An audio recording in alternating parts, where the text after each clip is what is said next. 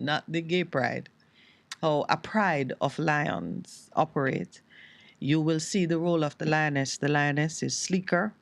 She doesn't weigh as much as the male. She is faster than the male. Her top speed is at least 15 miles per hour, faster than the male. Um, what do you say, producer? The man them forever run down the woman. They can't catch them. The heavier lion with the big mane, the big cat, his role is security and guarding the pride. And he doesn't leave the pride or their territory much. The lioness is the hunter. She really is the one who runs things. So Jamaican women, the lionesses who are, you know, wasting time hanging out in the territory for longer than we need to. No, I'm laughing, but the truth is, months ago I should have used this song to activate the sleeping lionesses. Lionesses don't sleep, you know. We're not supposed to. There's so much to do when you are organizing your territory and running things as you should. There is looking after the food supply. And that's why when things get crazy in the economy and hardships are hitting the home, it is the women who are going, you're going to hear the voices of the women. And I'm calling out the women this morning. It applies to me also, even with what I'm doing. Is there more I can do? If there's more I can do, I need to get up and do it and be an example to those who are just looking for a safe path. I couldn't help but note the words of Norman Washington Manley as he was giving his response from the opposition bench on the on independence, and the dream as he expressed it, very simple. Our small nation is going to create a place that is safe and can be a happy home. That's it. Safe and happy home. I wrote those down. If you were to look at the ambitions, the hopes, the expectations on the morning of independence, um, and just pull away something that you could say, this is the mission, this is the goal. See it right there, safe and happy home. Mind you, it was the opposition who had that dream for us. Bustamante was saying all kinds of other things, calling the Queen gracious for letting us go. And the Queen, I mean, why we play these things? I think if you really want to reignite a nation for greatness, you wouldn't play what the Queen says. This talking about my government has taken charge of, and my government in the UK. She was very, very possessive in her tone. The Jamaican government is her government, and it continues to be so. So if you really want to get us on the right path, we have to be, we ought not to treat our history, how do I put it? We should not take observer status or spectator status when we look at our history. That is, maybe the academics can do that and say this is what happened and be very clinical in the delivery. But the truth of the matter is we need to stand in a more participatory position and look at it and say, what? All right. I don't associate myself with that. I need to let go of that. I need to cut away that. History can be used to motivate and push for change. It really is not just a dry academic subject that you pour over the details of it just for the joy of knowing or acquiring knowledge. I listened to that. We ran the ad, which is meant to be like a little, you know, reminiscent stroll down memory lane. I listened to it and I'm like, what the heck? We shouldn't even be playing that. But I did pull from it that there was at least one person who felt that gaining our independence was an opportunity to provide safe and happy homes for our Jamaican families, and we have not done that. We have not done that. I look on the page, and it's another reason why I'm calling out the lionesses. There's a businesswoman, her number is in the paper because she's looking for assistance. Anika Tate, enterprising businesswoman in the Lyndhurst Road area. Upper Ivy Road is the address. She could watch on CCTV while she and her 3-year-old, 7-year-old sons were, I guess, huddled in fear in their home, she could see 4 men break into her shop, firebomb the shop, burn up all of her inventory. She had a haberdashery and a little recording studio somewhere in the area there near RJR.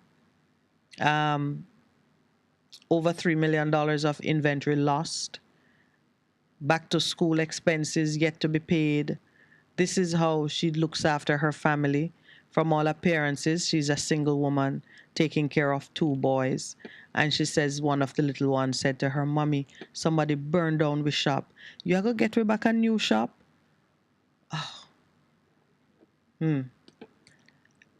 Her number is listed in the paper. The Gleaner covered it, Asha Wilkes, Gleaner writer. I'm going to repeat her number or just say her number for your benefit. She can be reached at 876-263-6862, or a niece is assisting to take calls. The niece's number is 876-792-8615. This is a Jamaican woman trying as a lioness. She had do her thing. And 4 men. She can tell that they were men. She watched in shock on a CCTV camera monitor as unidentified assailants firebombed her establishments. Around 4:30 in the morning, she was watching because she heard the dogs barking. So she said, "Hold on, something not right." So when I look on the camera, I saw 4 men come out of the car, broke into the shop. Then you hear explosion. Them light the shop afire, she said in her interview.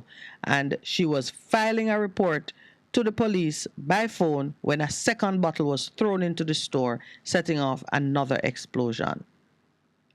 Tears in my eyes, but I can't run. I'm just holding the faith because once there is life, there is hope. She's traumatized, but still optimistic. I read as much of it as I can because here we talk about safe and happy home for Jamaicans. And this is a lady who's trying. She's even put some security in place. I want to see what the police gonna do with that, because can they see the car? Is there enough information for them to run any kind of investigation and hold somebody accountable? You would have heard on the news about the irate citizens who intercept a car, pull 3 men out of it, chop up, shoot, and then melted into the distance. I've forgotten which parish that was taking place in. Was it in Westmoreland? But this is on the same, during the same period of independence and emancipation holidays last week.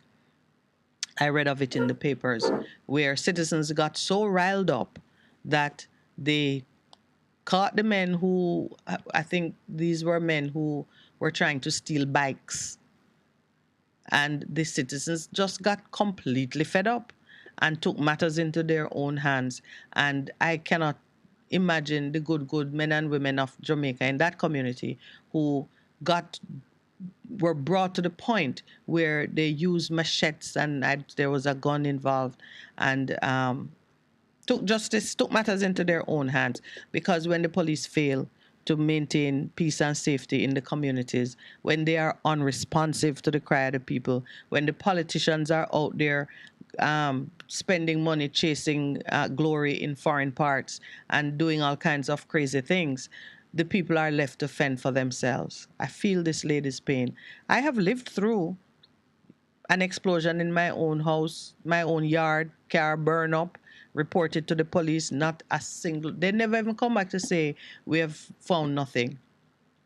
In fact, the police, they only came, now that I recall, it was more the fire brigade people who produced a report on the fire, and about all they did was give me information to facilitate dealing with the insurance company. Now that I recall, there was nothing, no attempt, despite reports concerning things that had been happening around me in particular, as I was under a certain level of oppression and being terrorized by another citizen. They got all the names, they knew all that was going on. Not even a report I got. So I'm not very hopeful for this lady. But you know what I hope? I hope that the numbers that are in it, it is in the newspaper. If you have a heart to help her, the numbers that I called out, I have the hope that someone will respond and that from the people, from the heart of the people, this lady will get some level of assistance. Delroy Henry, shout out to you too, UK Power. You've said the sweetest thing. Let me see if I can find it. You say when you're unable. He says when my arms can't reach people who are close to my heart, I always hug them with my prayers. UK shout out. I hug you right back. I'm assuming I'm one of those that you are remembering in your prayers. And then he says this government is on their last baton changeover. The power of the people is much stronger than those who are in power. This is the message, my brother, that I'm hoping everybody gets. And not only get it, but when you get it, you share it with someone else. Just Servant says, I don't celebrate Jamaica's so-called independence because only the private sector and politicians' families benefits from this sham, or people are worse off. Which is true. Looking at what I see there, people are worse off. They are worse off. And when I hear a minister of government calling nearly $70 million, which all told is probably in excess of $100 million, when I hear him talking, calling it a shoestring budget, or a shoestring campaign, it is very troubling to me. So, who watched the gala? Don't all shout at once. Last night, someone said to me, they can't believe that the government spent $20 million on that drone air show. Yes, Eden, we were guessing what it cost. $20 million, said a sister to me last night. I am sure, very sure, that Jamaicans are going to be calling for the price tag on the gala event. It was not impressive from my vantage point, and I like to watch it from home on TV, which is usually the best vantage point. Not impressive at all, and it does lend credence to what Just Servant is here saying, that it's only the private sector and politicians' families that benefit. If you just look at what transpired, I think the producer opened up his mic so he could join in. Good morning, Jamaica. You say it was not impressive, and I'm tempted to ask, what aspect of it? Is it the spend or the actual performance? Okay, so Diamond Jubilee. If you even liken it to how a couple would celebrate, that many number of years of marriage, assuming they can still stand up. If you even look at how you would celebrate it as on a personal level, you would be looking for, first thing, you would be looking for a deeper level of people participation, meaning all across the nation, you would be bringing to the fore events and activities that would have as many persons, because it's a family affair. You're 60 years old. I saw how we approached my mother's 80th birthday. Right down to the youngest generation had to be involved, because you're making a statement and you are seeking now to cement even just the intergenerational relationships and so on. There was none of that. Except for the one or two ads that you hear or some things you see, there was really no attempt to bring in broad-based people participation. And we saw the attempted cancellation of the festival song. And then when they grudgingly brought it back, they managed to curate it in such a way that maybe only the winner really knew what happened. So this is a comment on the general everything. Yes, all of it. I didn't separate it into just the gala event. The drone presentation was quite nice, but you and I know that you and I know how easy it is to accomplish that in terms of the use of technology. It might look complicated to those who are not, techno savvy, but that was the easiest part of the show. You program something, you send the little birds in the air, and they move as one. because in the world of technology, it was really one unit, just many parts communicating on the same frequency. That was the easiest thing to be done, and I think, and that became the highlight of the show. On the cultural side, with so many schools, with so many children. Listen to me. Even if they had bust in 200 children and make them run across the field in certain colors, it would have looked better than the handful of dancers that they had. Obviously, it was a private show for those who were in the VIP section. The truth be told, I've seen much better in the past. Yeah. Back in the day, absolutely, yes. All parishes get involved. Yeah. As you mentioned, schools get involved. Yeah. I mean, it was a show for the entire country and the people of the country. What we have now is technological performance. Well, let me tell you, the highlight of the whole thing for me was Miss Babsy Grange's wardrobe, which, by the way, I'd love to know the designer. I looked forward to every showing and every garment that she had on. That was the highlight, Babsy's wardrobe. What can I tell you? I guess everything was on show. Everything was on show. So it had the appearance of something that was done to look it was done for the cameras, not done for the people. And even for the cameras, you had to be very close up to see with any to really have feel any impact of some of the cultural performances that were put on. So for me, from that perspective, it was a disaster, and I'm sure it cost us a fortune. I'm gonna say this: people will do whatever you allow them to get away with, and the truth is, we have allowed the politicians or representatives, the government, because when they enter government, they stop being politicians. These things are not. They're our administrators now. You mentioned the function that we were at yesterday, and I see representatives making speeches, and the people just sat and they look. They were not engaged in what was happening. So let's talk about it, since I have you helping me with this segment. Oh, it's 7:30. What happened? All right, we'll take the break. When we come back, we're going to talk a little bit about Philip Paulwell's 25 years of service celebration in his constituency. Yours truly was invited, and the producer and I went. I'll tell you, in fact, how we came to be there, because that in itself is a story. And then we'll just see where we take it from there. Stay with us, please. We'll be right back.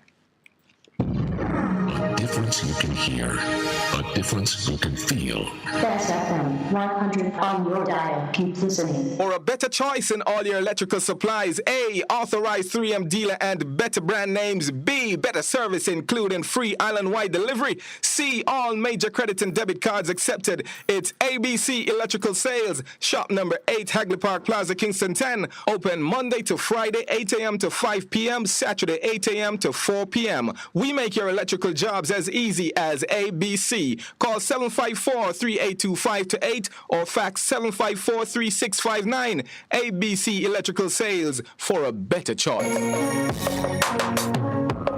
Looking to clean your vehicle super clean? 123 Clean Car Wash, located at 2 1/4 Osborne Road, Kingston 10. Entrance on Grove Road, below Tropical Battery. They wash and vacuum, undercarriage wash, engine wash, polish and compound, shampoo and detailing. Call them at 876-631-3400. 123 Clean Car Wash, the best in the business for a cleaner wash. 1, 2, 3, believe me, it's so easy. 1, 2, 3.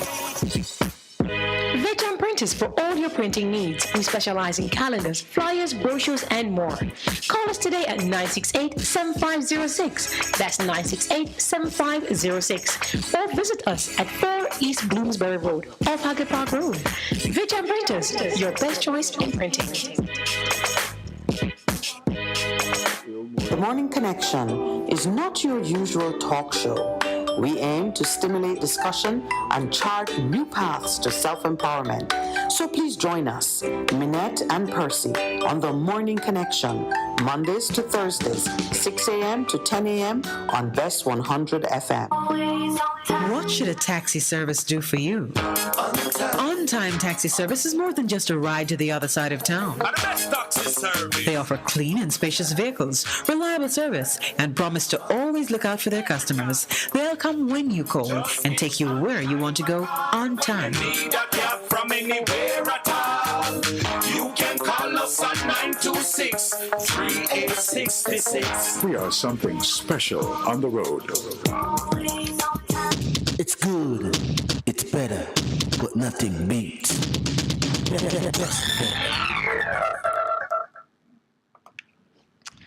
Welcome back to the Morning Connection. So the producer has joined me. It might sound like date night because we went out yesterday. But my friend Philip Hallwell is celebrating 25 years of service as a member of parliament for his constituency. And first I was asked to give a comment on his performance as minister during the years when I was his advisor on technology and briefly his advice and energy. So I participated in a documentary which saw others. I mean, I wasn't privy to what other persons said, but other persons were invited to just speak about him. The documentary was being produced under the tagline, "People win when Paul Well wins," which I thought was a cute tagline.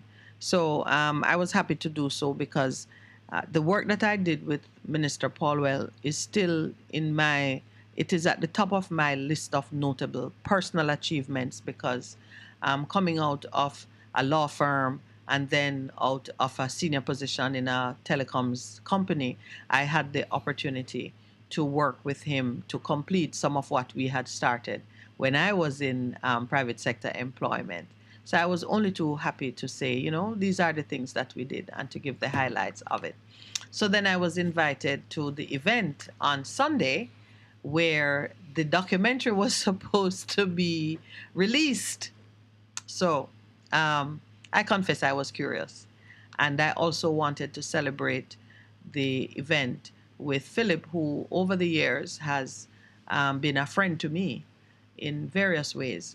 And I have always believed that there is a lot more that he has to give to this nation and to the region as we move towards greater independence and sustainable development. So I was very pleased to go and see how his constituency and others would honor him for having spent 25 years in service.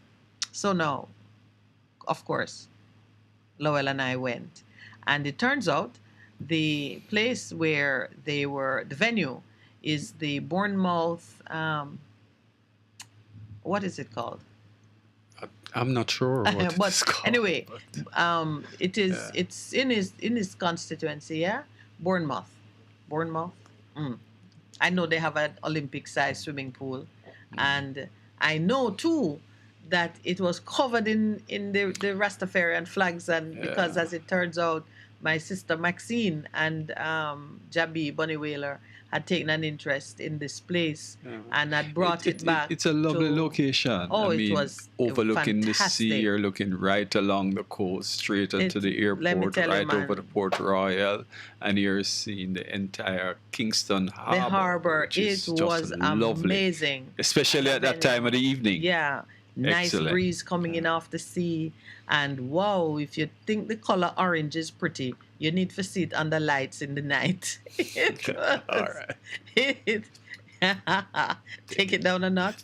It was really beautiful, and people showed up in their numbers to celebrate with Mr. Paulwell. So now, what are your observations from the event, sir? Because I see you. Well, first and foremost, I think, I was impressed with the organization of the event. It was orderly. I think the venue was good. It accommodated everybody well. It was well attended. I think it was... it was very well attended. Yeah, it was very well attended. Yeah. And I think overall it was a very good event. Very, very good event, I think. And you know what, too, for me, I did not. I didn't. You. After a while, you forgot that it was. There was politics. Yes.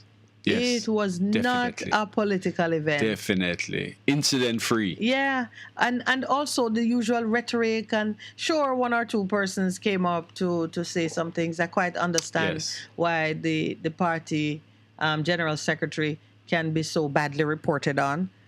He spoke, and he got the most political. He was the most political of the speakers, saying Yes. things which really didn't need to be said, because the audience, that audience is your audience. Yes. You don't need to tell them which way the wind blows. But what was interesting is that the people sat, they looked, And yes, you didn't get a peep out of them. they didn't get a rise out of the people when those things were said at all. The party president spoke, and he now, I tell you, Mark is interesting because it was not political. Mark got up and said, we're family. And he took a family vein in terms of how he addressed issues and so on. And Yes. he mentioned some areas of dysfunction which were being resolved, have been resolved. He spoke unity. And he didn't belabor the people with any dissent. That was commendable because it came straight from the heart. That's what I detected. Yeah, man. Well, luckily and of course, the him dropped some Gensec, legs. luckily the Gensec said a lot of the things he would have said. Well, the Gensec got political. So- The Gensec was the political speaker. So- Let me tell you, he showed appreciation. Mark spoke about Philip in a respectful, appreciative tone. They spoke of unity, which is why, I mean, I've had unity on my list of things to talk about for a while. It was really a great show of support amongst colleagues in a family. And I really love the fact that it was not rabidly political. Yes, that is true. The only statement of politics was the fashion. Oh my goodness. I don't know if you were watching it, but And I it was sure interesting was. to see that Mr. Vaz was in attendance. Oh, yes. in an orange and white orange shirt. and white shirt. Yes. Yes, the current Minister of Technology was present, his usual affable self, smiling and making the rounds. And in fact, in all the introductions, Andre Hilton impressed me as an MC. Yes, he did was, very well. Oh, he was very He did very energetic. well. Yes. It was a very festive atmosphere. And I say congratulations again to Mr. Paulwell for continuing to serve. He has taken some beating in some quarters. Yes. And he, the Bible says that my righteous shall fall, 7 times? You can only fall 7 times because when you fell once, you got up. Twice, you got up. 3 times, Yes, Brown and so said, as on. long as you can look up, you can get up. You can get up. So I admire the fact that this is someone who keeps trying. And I believe when I watched him move among the people and I saw how they receive him, because we were upstairs looking down. Yes. So we had a particular vantage point, and you could see the movement among the people, how peaceful it was, how loving it was. Thank God we are being careful with COVID. There were people still in their masks and so on, but people were hugging and touching, and you could tell that this was truly a family event. I don't want people to understand that us speaking about this, it's not political. It's just admiring the other side of the Jamaican people, that we can behave, we can have a function like that, which even though it is political in terms of its affiliation, you can still be civil with each other, and I think that is the takeaway for me. Well, what I am hoping for, and I say it here, I would like to be invited to other events that other political institutions are hosting. Yes. I would have loved to spend some time with the UIC. They had something on the weekend, but the Yes. invitation came Unfortunately, like the day yes. before, and we had other plans. We were not able to go. So I'm just saying it that we really do need to broaden our perspective and our approach to these things. I said at the function, someone asked me a question there, and I said, I want to be a kingmaker. I want to be amongst the persons who can suss out, support, and boost the individuals among us who are seeking to operate at the level of king and prince. You want to be a leader in your country? You need good alliances. You need people who will help you to find your position and so on and so forth. I want to be one of those helpers. Yes, That's my desire. yes. I don't want to be a frontline person, going out there trying to chase the votes. But I would love to be someone who could support and help a brother or a sister who has that ambition. When I speak of unity, I want to shift on you a little bit, Lowell, because this has been in my heart for a while. When I speak of unity, I'm always drawn to the Apostle Paul saying in one of his letters that we are all members of one body. Mm-hmm. Many members, each having a different role and function. Yes. But there is no one member that is to be esteemed higher than the other, and we cannot disavow each other. We need to find that common understanding that what it is that moves the one body so we can function effectively. Yes. If one part of the body not working, all the other parts going to suffer. I can tell you, if you have diarrhea or you're constipated, if you have a headache or your foot hurt you, the whole body is put Suffers, off by it. right. Yeah, it's put off by it. So Yeah. with that in mind, I was looking at the role that the politics plays in terms of what the opposition does, what the government side does, what the hopefuls do, because when we talk about resistance, we are looking at how these various parts of the body politic function together to maintain a certain tension and to bring about change and to bring about action and to bring about healthy living. Yes. And I don't believe, and I want Jamaicans to open their minds now. I don't believe that you can be one thing all the time but not another. Certain things are not mutually exclusive. It ought not to be that because you vote PNP this season, you must vote it next season, or because you vote JLP and so on and so forth. It should not be that because you live here, you have to vote this way. That freedom of conscience and thought and to have your political views or your religious views or whatever, that freedom is something that I want our Jamaicans to explore fully and enjoy fully.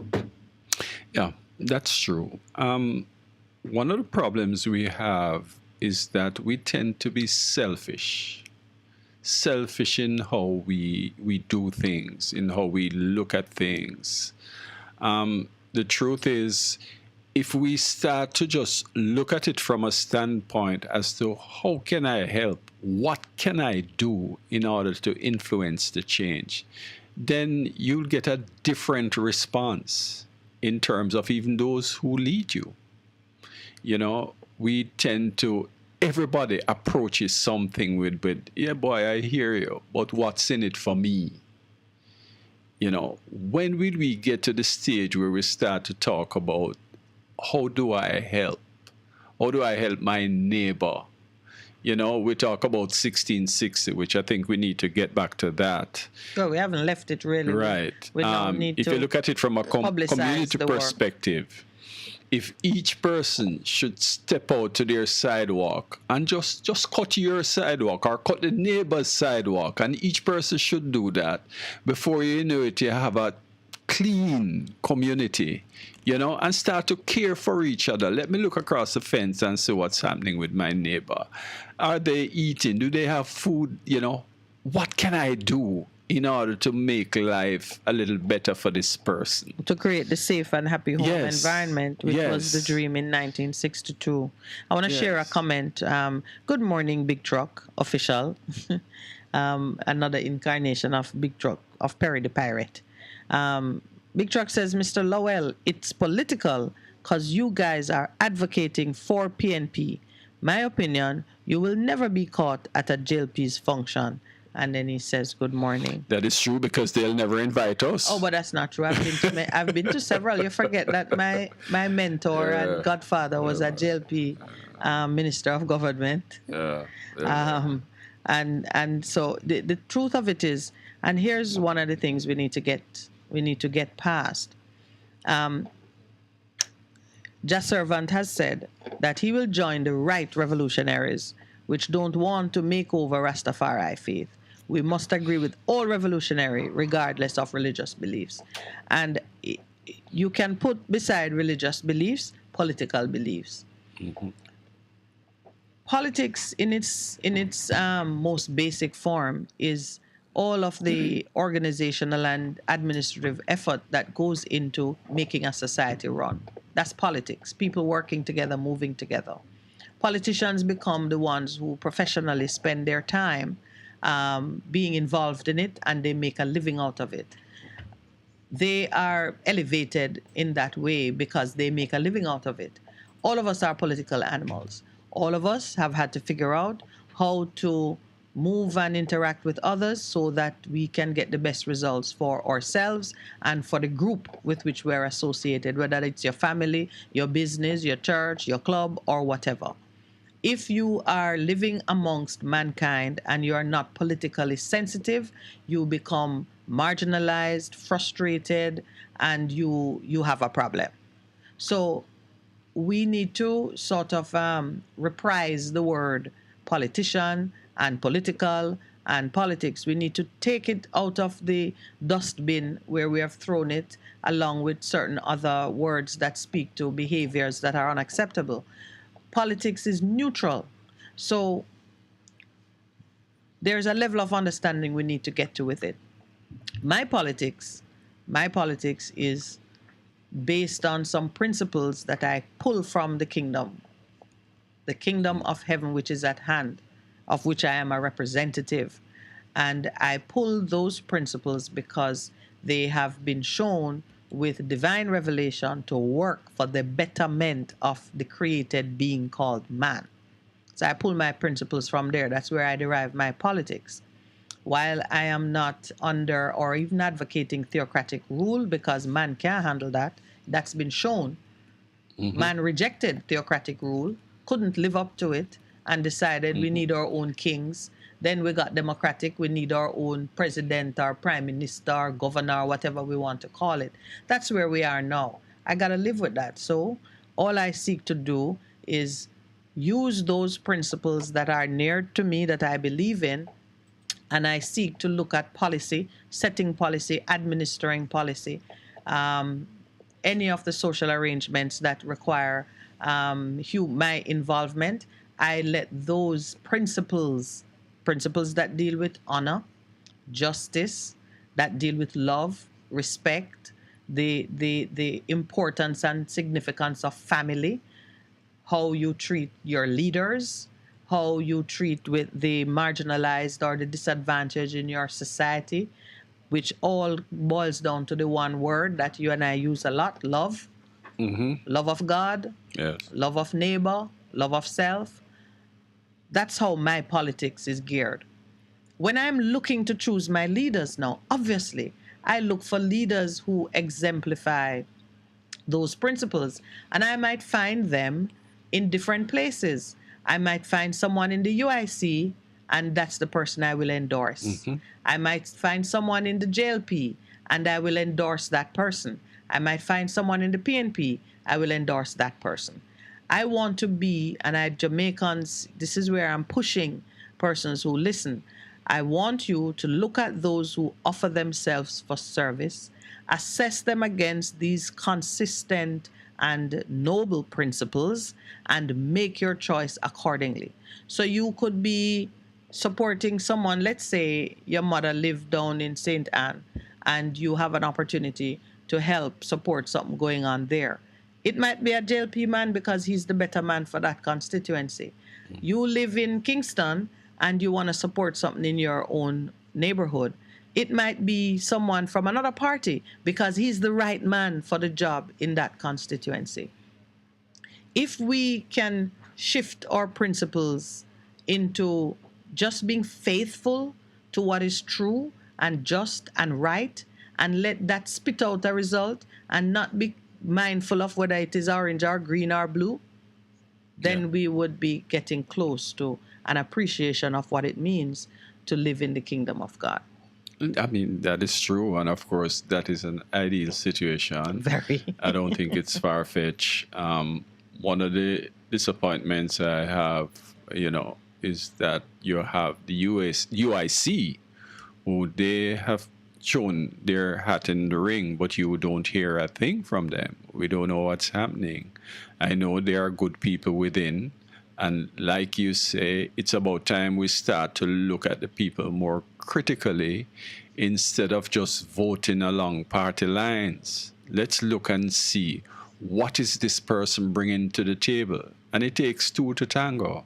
I mean, it's one thing where you have a politician now in office determining what he thinks is best for the people, and the people allowing him to do that, instead of he going to the people to find out, how can I be of assistance to you?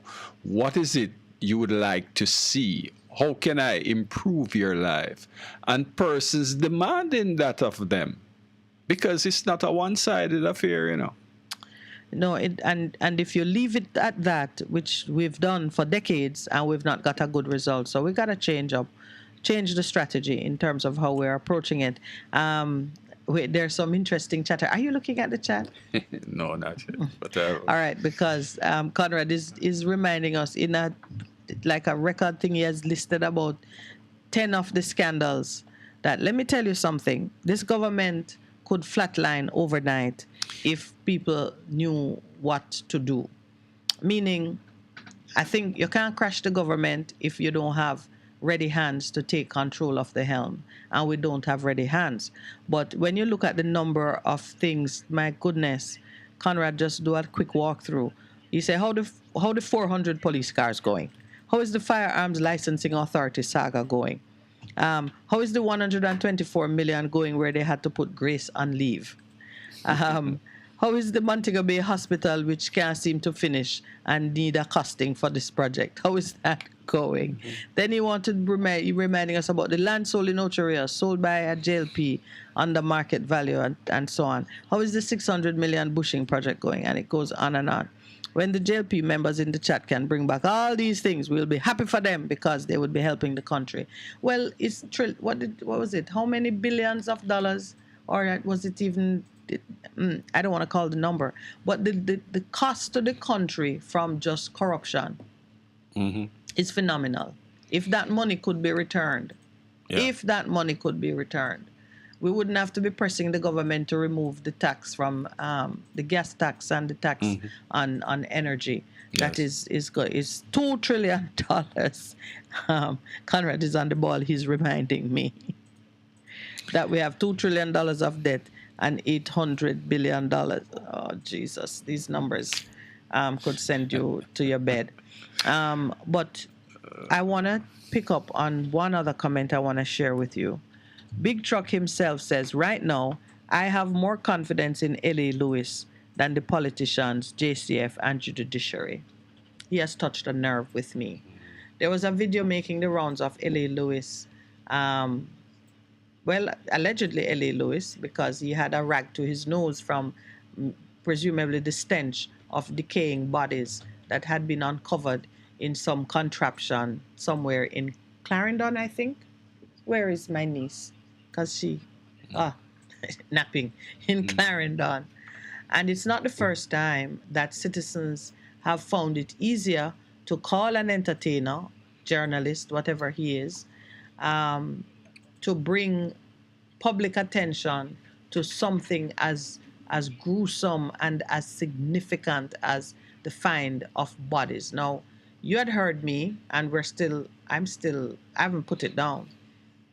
When the lady looking for her lost son said she was taken to a part of the Maypen Cemetery called Poor Man's Land, where you could, as in a haberdashery, pour over the bodies in shallow graves, in open coffins, in body bags. You could go and do a tour and see if your loved one is in that mess of human waste. And I said, if we don't see that area under some kind of CSI crime scene tape and publicly being addressed, this nation and those, specifically the commissioner of police, specifically the leaders of INDICOM, specifically the minister of national security. I'm not going to call the prime minister in that because I don't expect him to go and hunt down dead bodies. But those who must have a role to play if certain things, and the Ministry of Health, because bodies exposed in that way in an area that is close to human settlement. Have you heard anything from the authorities? Not a thing. I've not seen anything of it. The only thing was this L.A. Lewis video of him, his attention being called to a contraption. Is it real? With bodies in it. Is it real? I am expecting that someone would, in law and order, would speak on it. Yes. If it's not real, they should say this is a deep fake, or this is some manipulation of data, because it has made the rounds. And this is the bit now that is very disturbing about where we are as a country. Something like that could be making the rounds, and it elicits no comment, no response. But it's a trend, you know. What do you call it? The 9-day wonder? Just leave it. Don't say anything, and it will eventually disappear. And unfortunately, they're right, because it usually does. It usually does. We have to become magicians. When are we going to step up and say, no, let's follow this through? Now, look at the other day with the young lady who went missing. They continued to protest, and finally somebody was arrested. But we can't leave it there, because the thing must be seen through to its conclusion. All right, you need to say who you are, because Delroy Henry is calling you my guest. He says, let me say a special shout out to your guest. The guest is the producer who has the power to open his mic and speak whenever he chooses to. I am a guest here. I'm a guest on the mic. And this morning, he has opened his microphone to join me because Pastor Percival has taken you were the morning looking quite lonely and sad. And yeah, so he's having fun with me this morning. But I appreciate what Delroy is saying here as well. Yes. He says, I vote for a leader based on principles and policy. I don't vote because of love for a party, because my mother was a PNP or my dad is a JLP. And this is where we're going. I'm so glad there's one person who is prepared to say that. And we shouldn't get into the business. I'm chiding you now, Perry. What is your current incarnation? Big truck official. I'm chiding you. We should not get into the business of defining persons by whatever it is you think their politics is. We really need to elevate our conversation to be looking more at principles and policies, because that's where you get the true impact. From the time I started this show, one or two persons kept labeling me as PNP and calling me activist and all kinds of, I would say, making a certain level of commentary about me, which was not based on fact or any knowledge of me. They're not even people who knew me. And it is one of those things that we've got to step away from it so that we are not too humbugged or we lose the value of people's input, because it's like we politics shame them. You know, like how your body shames somebody. Don't lose that point. I think we need to continue it right after the break. Okay. After the break, we're going to... A difference you can hear. A difference you can feel. Best FM 100 on your dial. Keep listening. BBC News. Hello, this is Jerry Smith. Gaza's only power plant has been able to start generating electricity again after Israel and Palestinian militants struck a ceasefire deal. Border crossings opened and lorries resumed crucial fuel deliveries. Hospitals had warned they were struggling to cope. Hassan al-Shakawi, who's leading the humanitarian response in Gaza for the Red Cross and Red Crescent societies, says a far more comprehensive agreement is needed. What we see on the ground is tragic and is unbearable. And while now there is a ceasefire, it's fantastic, the reality is, as we have seen in the past few years, we go into these cycles again and again of violence without addressing the root causes. The ceasefire, brokered by Egypt, appears to have ended 3 days of hostilities, in which more than 40 Palestinians were killed. It was the worst violence for a year. The US Secretary of State Anthony Blinken, who's in South Africa at the start of a tour of the continent, has spoken of the need for the two countries to work together on global health, climate change and energy. After holding talks with his South African counterpart, Naledi Pandor, Mr. Blinken said both governments needed to speak frankly about issues where they differ. We bring different perspectives on some issues, and I have to tell you, as a result of our many conversations, you've helped me rethink things and look at things in a different light, and I'm really grateful for that. And it's an ongoing conversation.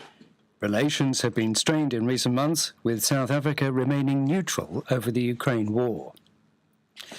Thousands of people in Bangladesh have held protests against the soaring cost of fuel.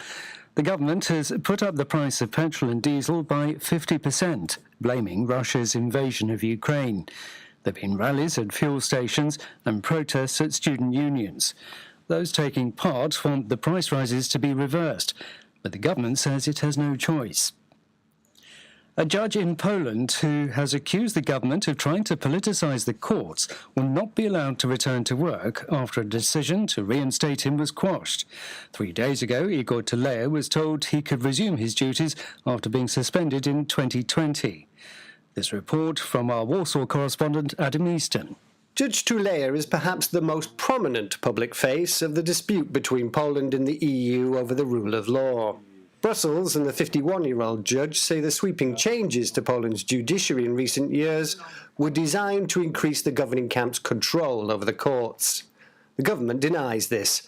However, in June, Warsaw agreed with Brussels that it would reinstate judges like Mr. Tuleya to unlock $36 billion of badly needed EU funds. Continuing to stop him from returning to work could seriously jeopardize that agreement. World news from the BBC. A new report suggests Russia is struggling to replenish its stocks of weapons because of its reliance on high-tech components made in the West.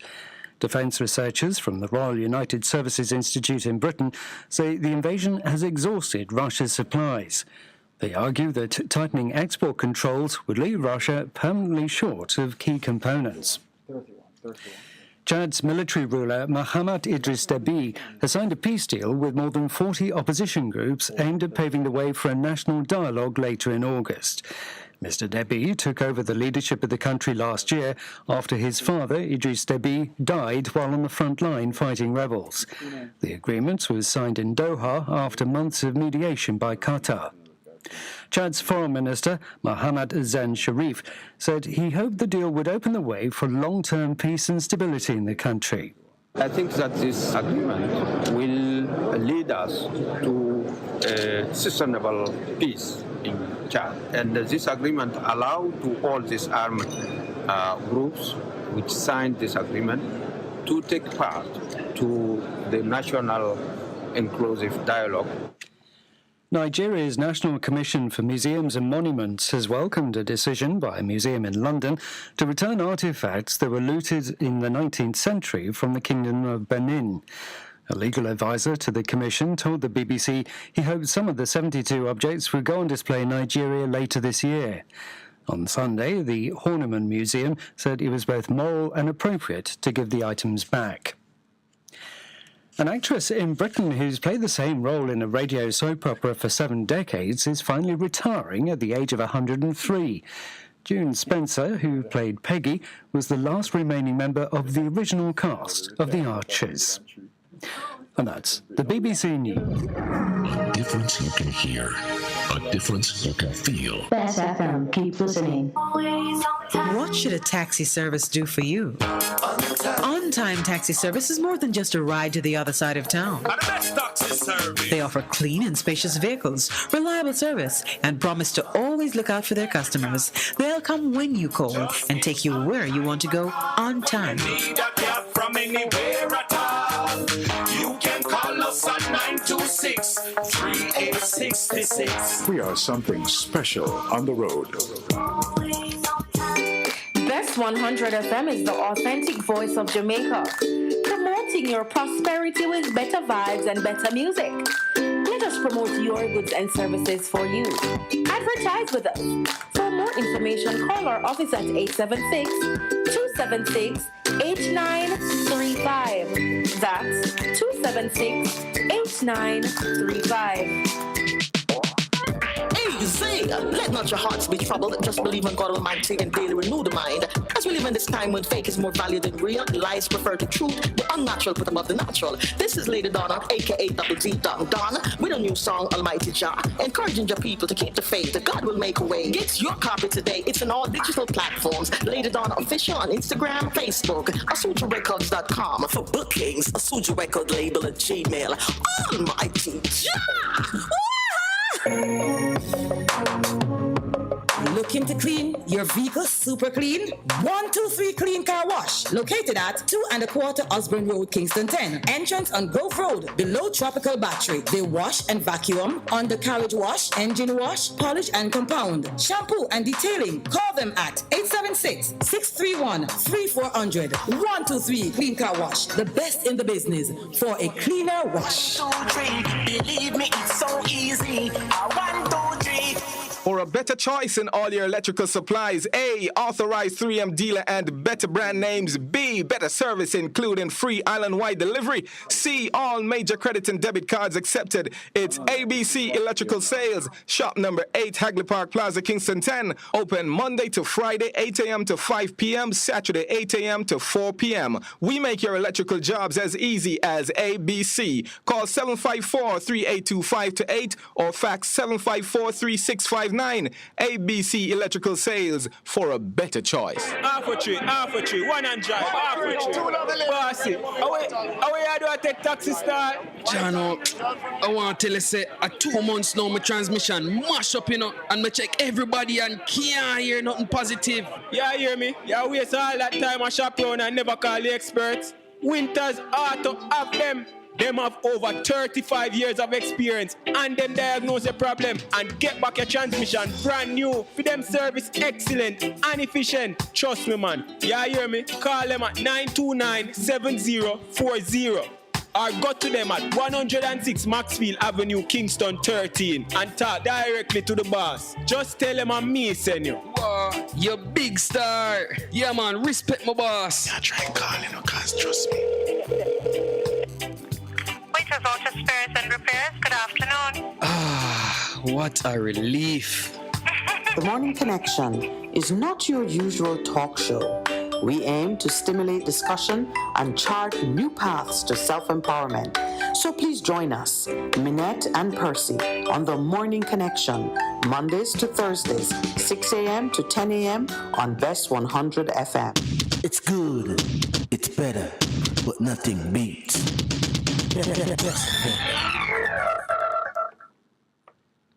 Welcome back to the Morning Connection, and thank you again for all those who joined us from the early hours of 6 a.m. This morning we did try to add a little more music to the mix. In particular, I'm calling out the Lionesses, so I use Queen Ifrica. I hope she would approve. And we have on mic with us the producer of the show, because Lion respond instead. and yeah, the Lion just can't keep quiet because we are I'm flying solo. Pastor Percival is not with me this morning. Let me just repeat the numbers to call. We're at that point of the morning when it is your time to chat with us. 619-1508 and 279-8473. We've been talking about unity. We want to get to that point where we are so unified in our thinking, in the principles that drive us, that we can address the business of nation building and independence in a cohesive way, one voice. We shared date night for the Lawrences, was celebrating with Philip Paulwell last night, 25 years of service in his constituency, or observations on the show of love and oneness that the PNP seems to be achieving at this time. We shared that with you. I am putting myself out there and looking forward to being able to see close up what's happening in the other camps, so I can give you an insight into that as well. But I am very grateful to at least one listener who captured the heart of what I was saying and said that personally for him, he doesn't vote because of love for a party. He votes based on conscience, principles, and policy. That's where we need to be. We have spent 1 year talking to our listeners about the principles and the policies that are culled from the kingdom of God.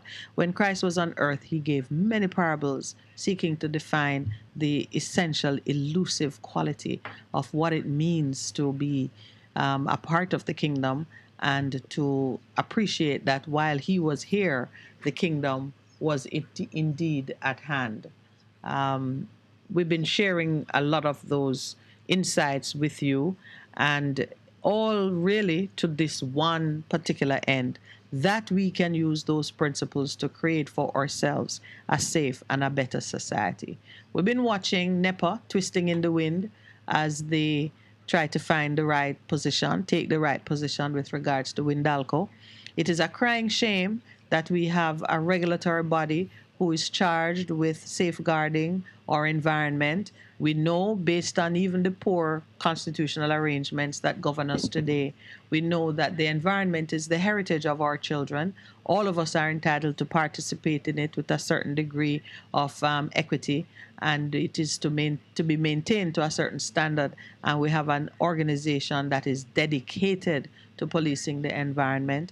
Yet we have had several devastating fish kills and contamination of the water source take place. We know who's doing it. It's only a few people can do it. We know exactly who's doing it, and the government has been very tardy in doing their work. Citizens had to take the street and cry in order to get it done. Yeah. Perfect example of the two Jamaicas. Where when it comes to foreign companies, the regulation or the regulators tend to look at it in a different way. We have seen it. We have seen it in telecoms. We have suffered from that. We are now seeing it in what? The bauxite industry? Yes, anything to do with extraction. Yes. Always seem to be hit with that because we, as you rightly say, we're very, very careful about the ownership. The Russian involvement in Windalco is something that's been well known, and it is not that well, what can I say? You're quite right. When Carousel put its Jamaican assets and money into the ring, the government did not hesitate not at all to cancel license and do all that they had to do. And even with the stench of dead fish, NEPA can't seem to get its act together. We have a caller on the line. Would you greet them for me, Mr. Producer? Good morning, caller. Morning. How are you, sir? Good morning. Welcome. I'm Don't let fine. the strange voice fool you. I think you mentioned about people who are labeling you. Yes. But the truth is, the people who are labeling you are also, if they see you as a political activist, they take another activist to find you. Right? You mean they're... Never love for the teeth with long back? Yes. And there's no way everybody could not be saying the same thing, because it's a democracy. Yes. We're living in a democracy, but the good thing about this program is that it gives everyone a voice.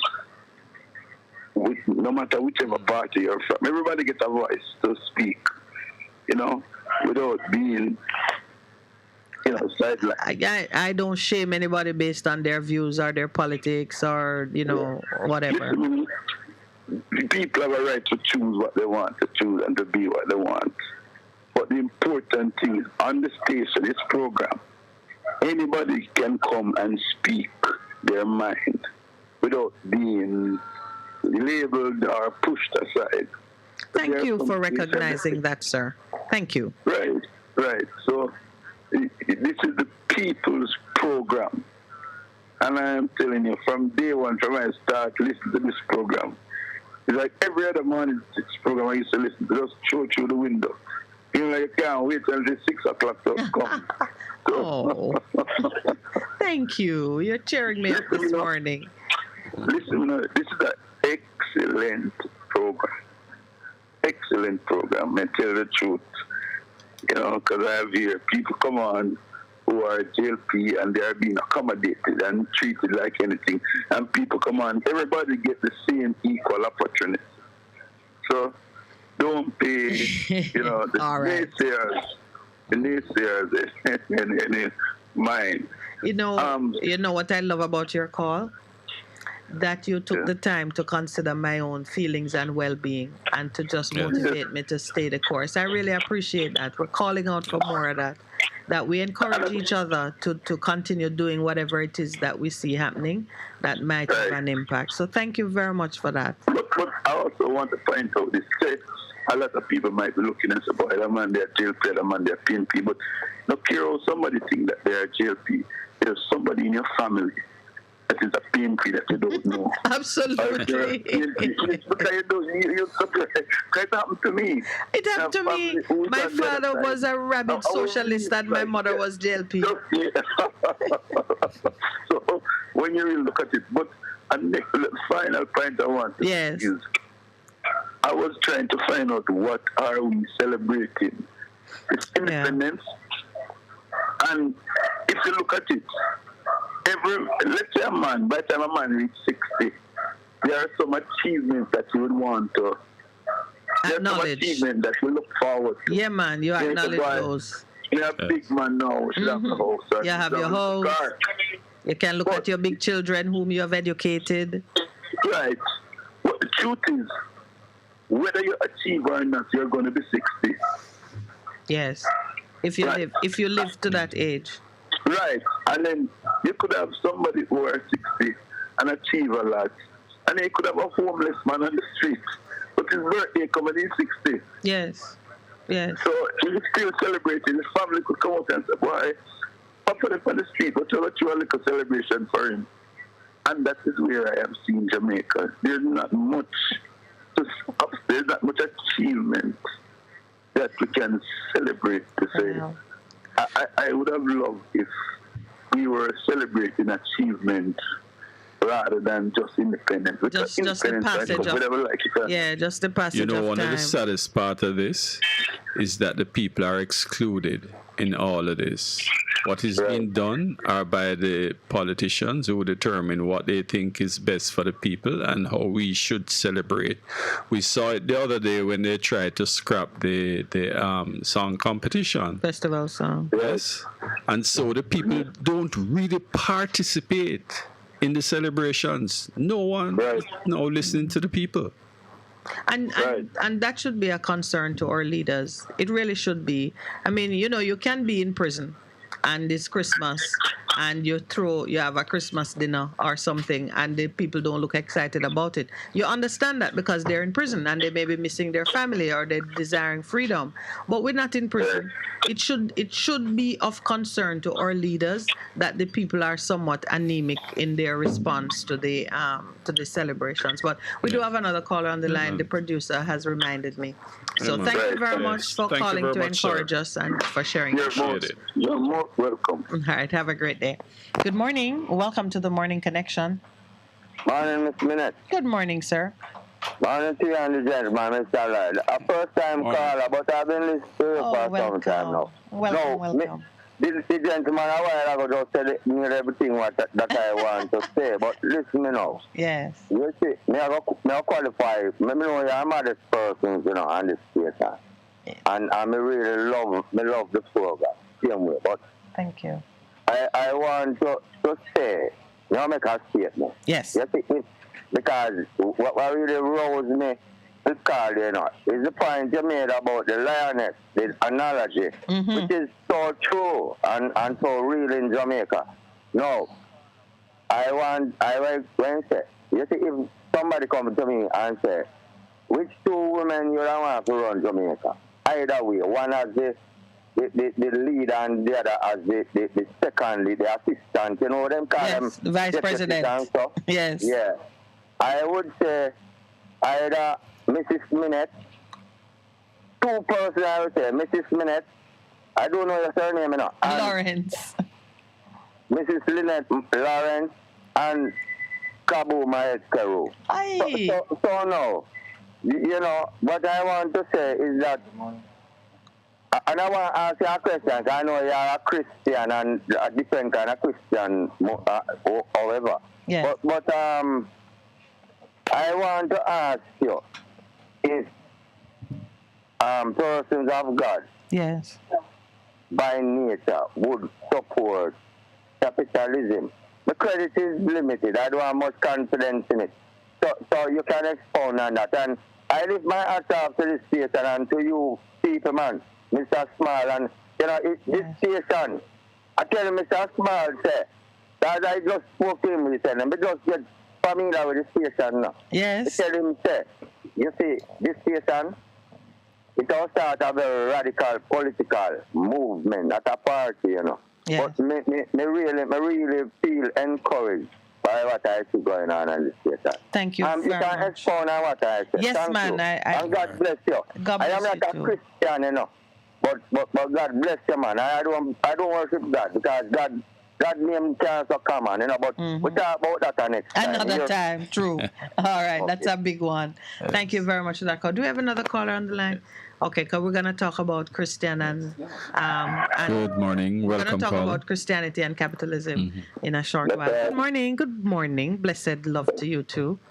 How are you? I am well, thank you. Honorable Lionheart Empress. Yes. First thing, for the unity that you seek, yes, there has to be a medium, first thing. Mm-hmm. There has to be a medium, by which people revive and then evolve, Yes. And here that simple, if we want to remember how we used to live, here are simple thing in the child who is cognizant can understand. Just sit down and study an ant colony, colloquial. Mm-hmm. Mm-hmm. Oh. We lost the call? Hello? Are you still there? Oh. Seems as if we lost the call. All right. Is there another call? No. Let's talk for 2 minutes about capitalism and Christianity. Mm-hmm. Christianity being sort of narrowly defined. I think we should step out of using Christianity because those are the followers of Christ, yes, hence the name. But if we talk about Christianity and the capitalism and the worship of God, we know that absolutely. Mm-hmm. Canaan, the land of milk and honey, the promised land, was a place of commerce. Yes. We were talking about that the other day. Yes. It's trading, making money, spending money well, making whole heap of money. Right. Absolutely within the will of God. Abundance, enjoying the riches of nature, the riches that man can generate. In Deuteronomy, is it 8:18? God himself said, remember, it is God who gave you the power to generate wealth. So how man relates to wealth, how man uses wealth, becomes a matter of the condition of his conscience, whether you use it to oppress, to abuse, to deprive. Wealth is meant to be generated in abundance, to share and to create that happy, safe environment. Do we have a caller on the line? I don't want to spend too much. Good morning. Morning, Miss Smith. Good morning and welcome, African. How are you? The President, I give thanks right now. Yes, sir. This is in Kamisha. I'll just say. Did I glimpse? No, it wasn't Kamisha. I glimpsed. Well, I don't know exactly African. I know that she requires some prayers and support because something very. I don't know. What do you know? I don't want to say her business, but I did. I don't know. I did I don't know much, yeah. I just don't hear her on the program again. Yeah. Well, I suspect she's recovering. All right, give thanks and pray that she recover fast. Yes, and you remind me that I'm to reach out to her again. I gathered that there was that an issue, health related. Yes, Miss. Yeah. Yes, Miss Minette. You're on pass of a prayer for her too, yeah. Absolutely, African. One thing, Miss Minette. Yes. The man them we are kill the fish them in the river there. Mm-hmm. And them now here when the environment people. The environment now no claw. The environment people them. Yes. Them now no claw. Them them can't deal with it. If the poor people them not deal with them Stamp all over them. Long time. Yeah. Long time. I'm going to check the current status, African, because the NEPA was not responding right in the first instance. A number of protests hit the streets, and then they came out very strongly with talk of suspending the license. They're also calling on the multi-million-dollar bond that Windalco has posted to deal with this kind of environmental disaster. So there's money to deal with both the compensation of those whose livelihood have been affected. There's money to clean up the area that has been contaminated, and there was talk about the license, whether or not the license would be revoked or simply suspended for a period while they fix it is something yet to be determined. So they had come around to say and do what looked like the right things, but you know, with these things we have got to follow through and make sure that it's actually done. But nothing what I'm doing, it don't start yet. It would be just starting, because it's either maybe Wednesday, Thursday that they began to make those announcements. The factory still around the place? Well, I need to check, because they said immediate suspension. Miss Minute, check on it for me, yeah? Yes. Miss Minute, it's good to be here now. Heal up your budget now, producer, now. Producer, heal up yourself. Yes, my brother. Thank you very much. Yeah, Miss Minute, perfect love, yeah? Perfect love. All right. And keep praying for the sister. Good morning. Welcome to the Morning Connection. Well, it's from Africa to Africa, love. Africa love. My brother, how are you? Not too bad, man. Not too bad, my beloved producer. We have capital. That's the money, right? Mm-hmm.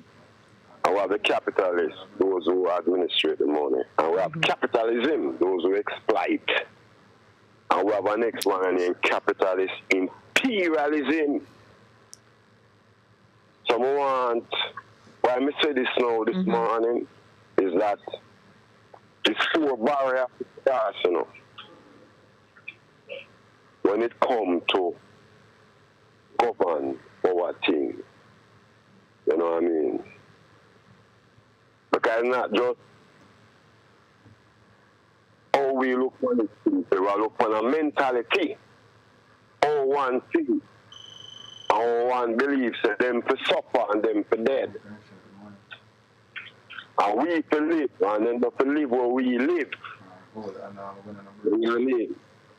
Now when I say this all the while. It's not the black people eat the white people, you know, the white people eat the black people. It's not the black people don't want to live with the white people, and the white people don't want to live with the black people. You know what I mean? So you see, the struggle is there. It's just for us now, you know what I mean, to try to set a thing, to make a thing work within the interest of us. You know what I mean? And as I still say, I start today already. Yes. I want a definition now. Oh, which one? What definition are you? What is emancipation? Okay. Yes. Just a minute, Miss Lawrence. Yes. Is independent belong to the people and the country, or does independent belong to a minority coming through 2 party and a religion force? And some little guy that them rich. If it's that is independent, because me experience 6 years of that. Independent is not for Jamaican people. Me experience 60 years of independent. Independent, me a 9-year-old. And when my father me that toil now, go toil primary. And when my father my father always say independent good. But see, when my father take me to deal over the school, now him go over the school, him say, Roddy, we make a mistake. When him see the Union Jack come down and the Jamaica flag go up. You know him tell me at 9-year-old say, this is not for Jamaican people. Our Jamaica, this is the syndicate of people.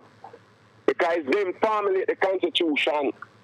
Both parties formulate the Constitution. Right? At Jamaica.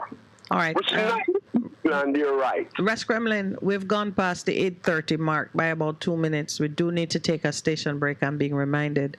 I want to have that conversation with you about, who benefits from what we got in 1962.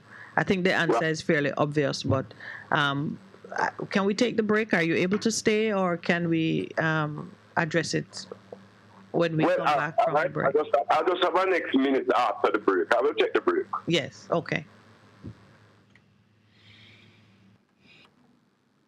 A difference you can hear.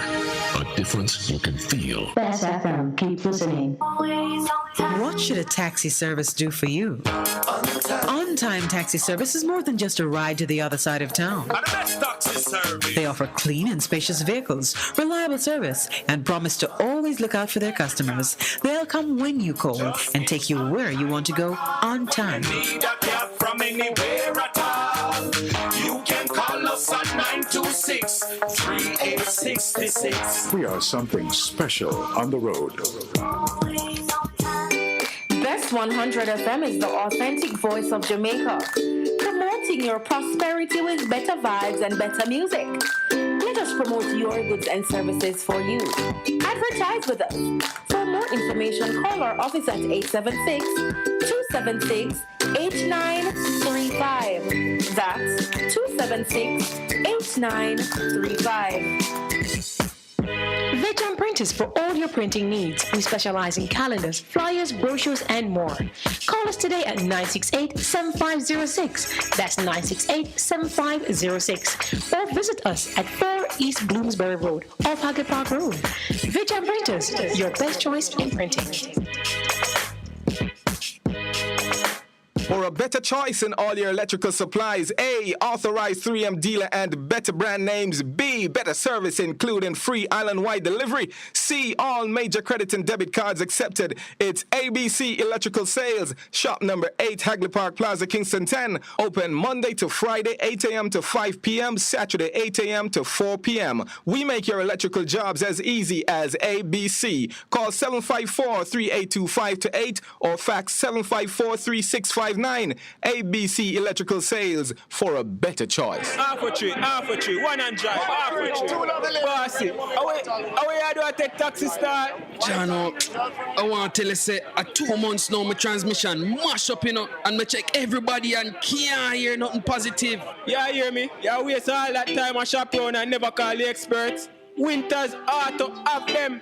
Them have over 35 years of experience and them diagnose the problem and get back your transmission brand new. For them service excellent and efficient. Trust me, man. Yeah, hear me? Call them at 929-7040 or go to them at 106 Maxfield Avenue, Kingston 13 and talk directly to the boss. Just tell them I'm me, send you. Wow, you big star. Yeah, man, respect my boss. Yeah, try calling, cause trust me.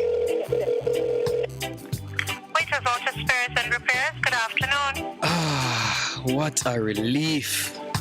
The Morning Connection is not your usual talk show. We aim to stimulate discussion and chart new paths to self-empowerment. So please join us, Minette and Percy, on The Morning Connection, Mondays to Thursdays, 6 a.m. to 10 a.m. on Best 100 FM. It's good, it's better, but nothing beats. Welcome back. Russ Kremlin, you want to finish your point for us, please? Yeah, just a minute. I said to myself that you have people who say we shouldn't get independent. And you have some people say with independent rights. When I look on those who say Jamaica not forget independent, I'm never saying no, say, I want to help them this way. If them could be confident, the so-called leaders, why them say they would have prefer the Union Jack stay up. I want a little comment on that. Blessed love, my sister, and bless up, best FM. This time. All right, my brother. Thank you so much. Is there another caller, or can we address what? We have another caller? Good morning. Welcome to the Morning Connection. Good morning. Yesterday I got cut off. Oh, yes. Oh, yes. Oh, right, and I had made a note that you said we can look at an ant colony to see. Follow the ant nest. The most cognizant child can understand. That's how we used to live, Empress. That's how we used to live. Just study ant nest and you'll see. That's how. Let me tell you one ant story about in a Ghana. It had rained there, and I was going to some land where His Majesty's leave are at rest. A place named Aburi. That Aburi come like Colville in the 60s, not Colville now. Yes. And it had rain fell, and there was a stream, a little stream of water going down. And I just came up in time to see this ant colony come up with some red ants.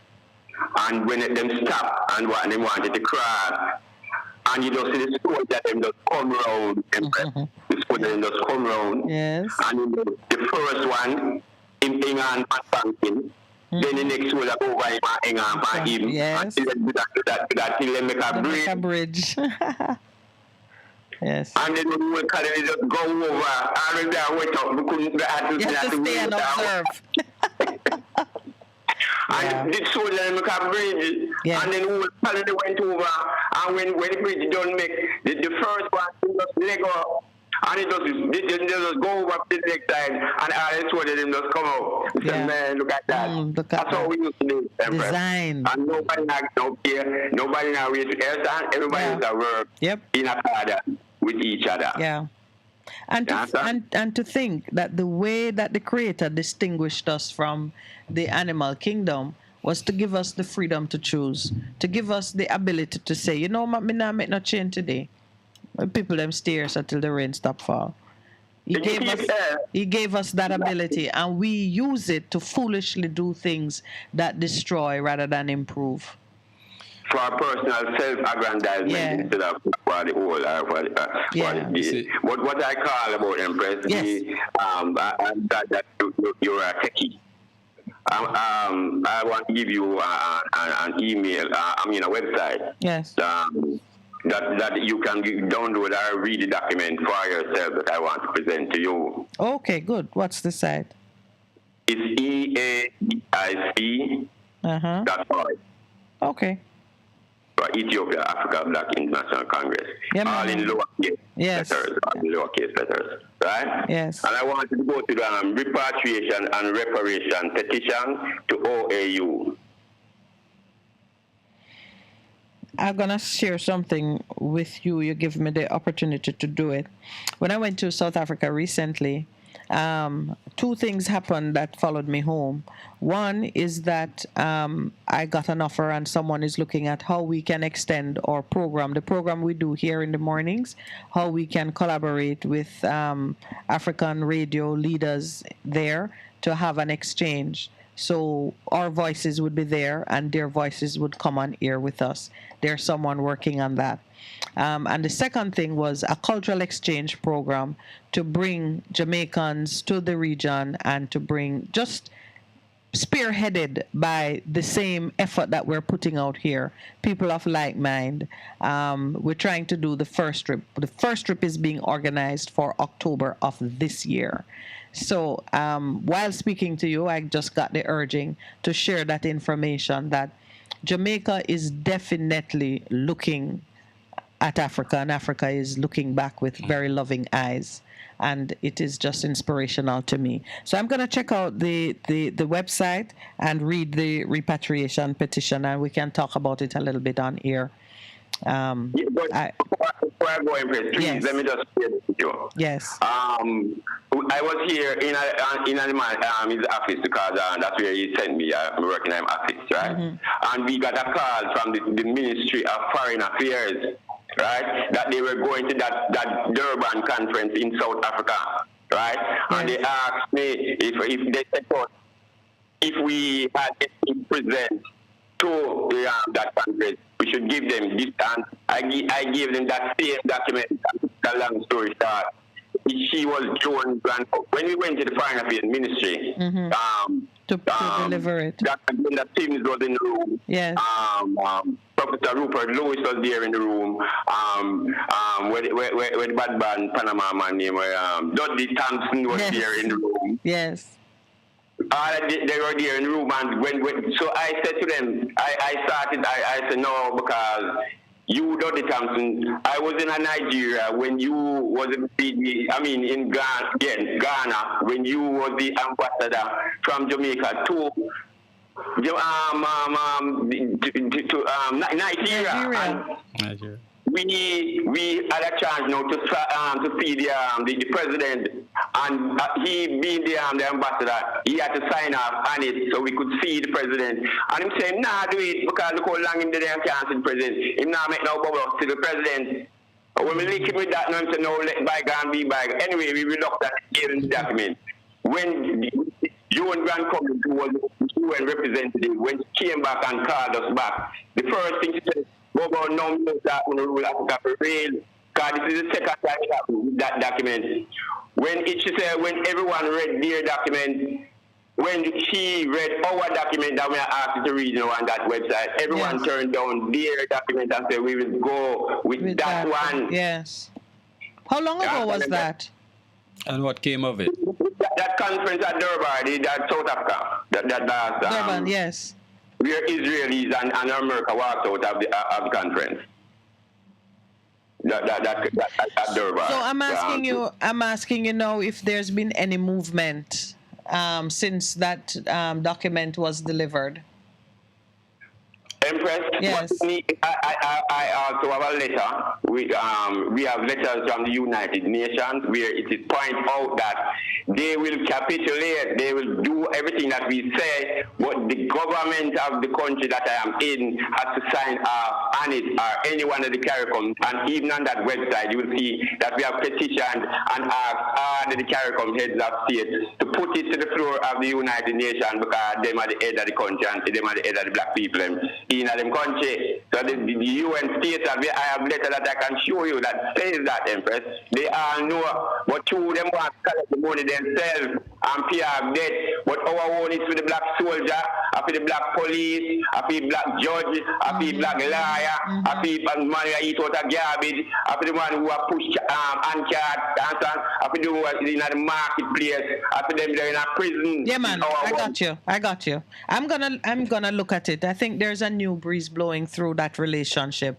And when you consider the disclosure on the front page about the cost of Miss Kamina Johnson trying to take that position, and hear it in contrast to what you're saying now, you see the real problem that we have in this country. Of course, and it's the people who need to change it. Thank you, my brother. All right, Empress. Love, bless. Love. Good morning. Welcome to the Morning Connection. Good morning. Good morning, Wayne. Good morning, and good morning, Mr. Lauren. Good morning, Wayne. How you do? I always love to hear from the mic, though. Yeah. yeah, man. I love to hear the eye. You know, if Pastor wasn't there, you could really sit in permanently. Like if Pastor wasn't there, you are what by profession? Teacher? Or you are what? Me? Like Miss Minette is a lawyer. We know Pastor is a pastor. You are what? My training is in finance and insurance. Oh, finance and insurance. Yeah. But he has spent many years teaching you here, Wayne. He's not saying it, so I'll say it for him. He trains. He's a trainer. Yes, that too. All right. May I go back to Thursday? Oh, yes, right? Thank you for taking me back to Thursday, because I also need to deal with Friday too. Yeah. Go on. You refer to Christ and the adulterer woman where them bring to him. Yes. And him say, who is without sin? Sinless. Yeah. Fling the first stone. Mm-hmm. And all of them have to walk away. Mm-hmm. Now, when we look on the writings there, right? And me I think about it. Remember, Christ come to fulfill and remind the people them to obey God's commandment. Yes. And adultery is against God's commandment. Yes. But at the same time, those who supposed to be leading the people them in the right way was really misleading the people them. Mm-hmm. They were doing a lot of things and behind closed door, which is against the laws, although up front them attack like them are deal with the laws. Yes. But they were doing a lot of things that caused people to to be doing the things them that God do not want us to do. Yes.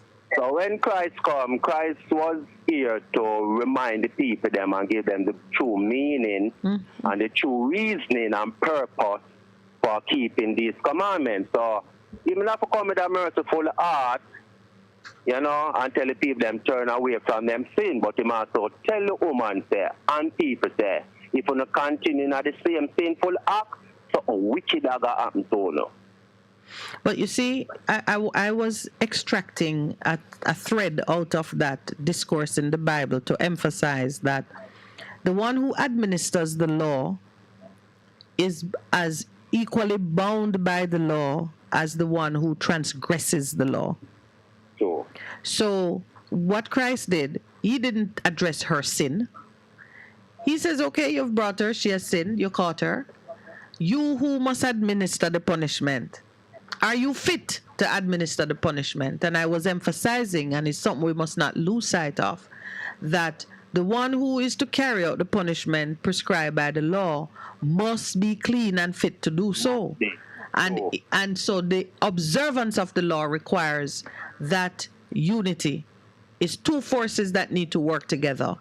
The convicted sinner and the clean hands to execute judgment.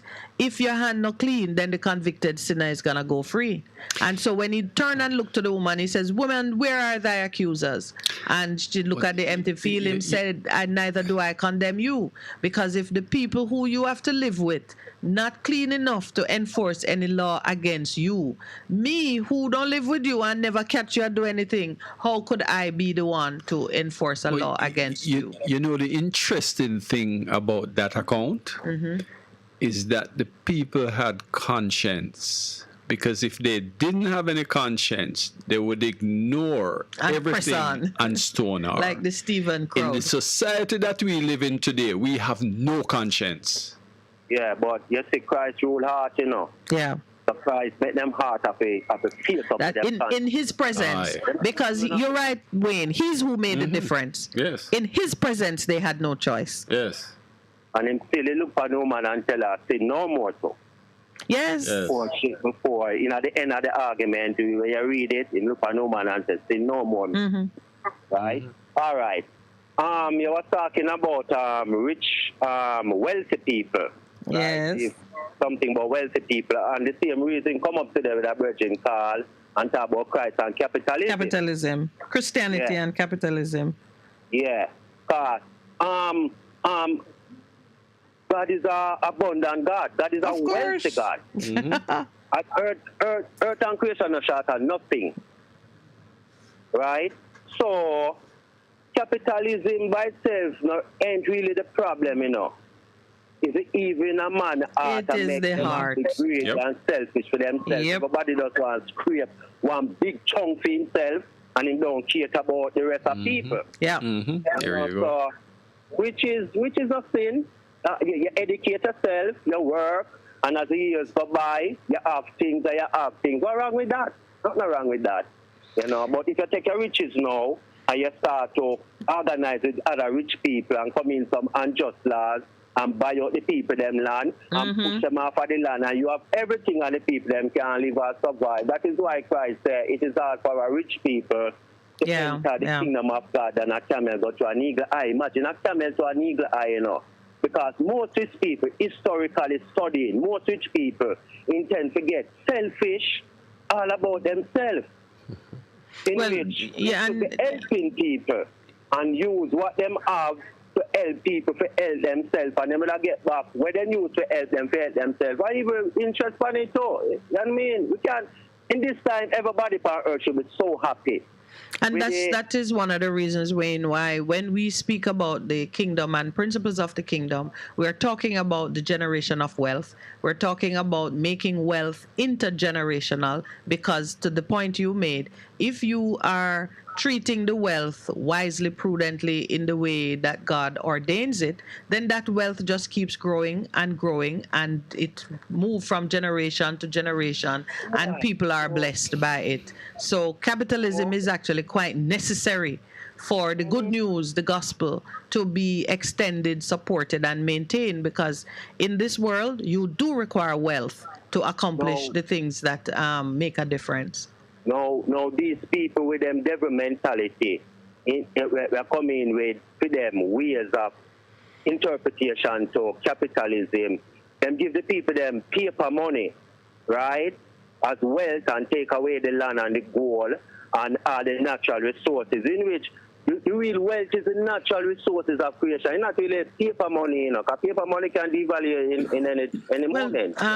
The paper is just a medium of exchange. It is not what stores the value. The value is backed by the people and the wealth of the land. Yeah. All right. You went and bought savage lifestyle. Did you make a list of the things? What is, not for write down, because sometimes you attack and you forget. Go ahead. Costing it, right? Yes. Yeah, because we are looking on how Jamaica live in this time, and how we are live and a kill and some stuff we are happen. Yeah. Right? All right. The Spirit sent me to Genesis 4. Right? It's a memory that look apart. Abel became a shepherd while Cain was a farmer. At harvest time, Cain brought the Lord a gift of his farm produce. And Abel brought the fatty cut of meat from his best lamb and presented them to the Lord. And the Lord accepted Abel's offering, but not Cain's. This made Cain both dejected and very angry, and his face grew dark with fury. Why are you angry? The Lord asked Cain. Why is your face so dark with rage? It can be bright with joy if you will do what you should. But if you refuse to obey, watch out. Sin is waiting to attack you, longing to destroy you. All right, you have to make the point for me now, Wayne. I have another caller. I have another caller waiting, so don't read too much more. So you have to, what's your comment on it? The laws that this God give us, if you obey it, now tell you, all sin wipe out our life, right? All unhappiness. Wayne, just to cap it for you, him simplify it, love the Lord thy God, love, and love thy neighbor as thyself. Very simple. So love conquers all. Right. Thank you so much. Yes, sir. All right, my brother. Take care. Good morning and welcome to the Morning Connection. Yes, good morning. Good morning. Morning. Yes, I think Wayne is a undercover scholar. You sussed him right out. he has lost his covering.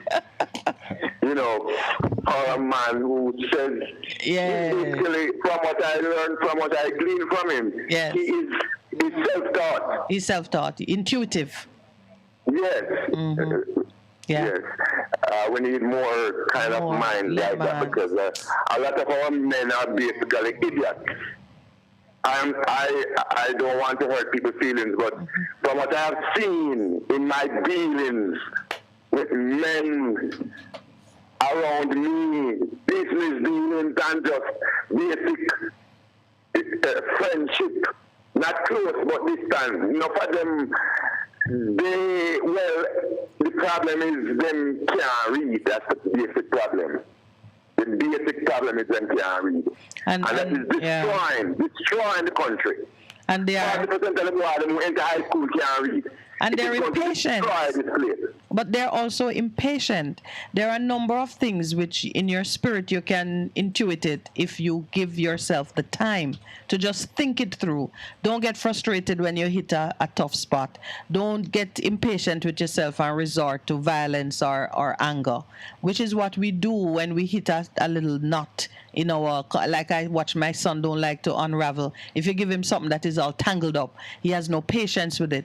But if you know how it is, if you just find one end and work that end and see where it's going and take your time, you will get it done. But a lot of us are very impatient with our own ability or inability to think And we can think. You don't need to be literate to think. For you have a brain in your head, you can think. But some people behave as if it gives them headache. Yes, and so what you're saying is look at Wayne. That's what Wayne did. Patiently. Wayne, write it down. From me here, how Wayne attack me, say, but Wayne, write it down. Wayne said, no, sometimes you talk and you forget. He wrote it down and he thinks through. I love Wayne. There's no secret. He's an inspiration. He's an inspiration, yeah. And men should look at him and take knowledge and learning. Now, listen, we brought up something about last Thursday. The idea I hear from you. Yes. And that you says the woman was caught in adultery, and if that law was in effect now, the woman would be stoned. But one thing you didn't say, and you made it appear as if the law is one-sided against the woman, when in reality the law demands the man to be killed and the woman to be killed. Not for adultery. For adultery? Yes, for adultery. No. You said the woman and the woman must be killed. It is the woman. There is a law that affects men in a limited circumstance, but it is the woman. Yeah. Wait. So you're saying to me, if I'm to understand you correctly, that what about Moses right now, not other law, what about Moses? Yeah. So you're saying in a Moses law is only the woman must be killed? Yes, for that part. No, man. There is another section, I'm going to pull it up, that deals with the treatment of men. So you're saying God is like that? He would pardon the man just becomes a man? Well, I don't know if pardon is the right word, but they were different. The word is, but the point is, two people took part in a sinful act, no, and only one is punished. No, because there were different. I want to make a point though that continues to be so. There were different standards of purity for men than for women. Well, and it continues to be so. But I'm gonna pull it up. Yes, so there are different standards of purity for men than for women. Yes, but when I talk about that in practical, I talk about the two of them get caught in wrongdoing. Well, if the woman get caught, the man must get caught too. So it's always the two of them. Yet it is the woman who is drawn forth. I'm shocked that you would really believe that God would excuse the adulterer it's the and excuse. destroy only the adulteress. All right, it's the excuse part that I'm not going with. No. The fact that the penalty is executed against one person doesn't mean that the other is excused, because there's only one punishment for sin, and it is death. Per the law of God.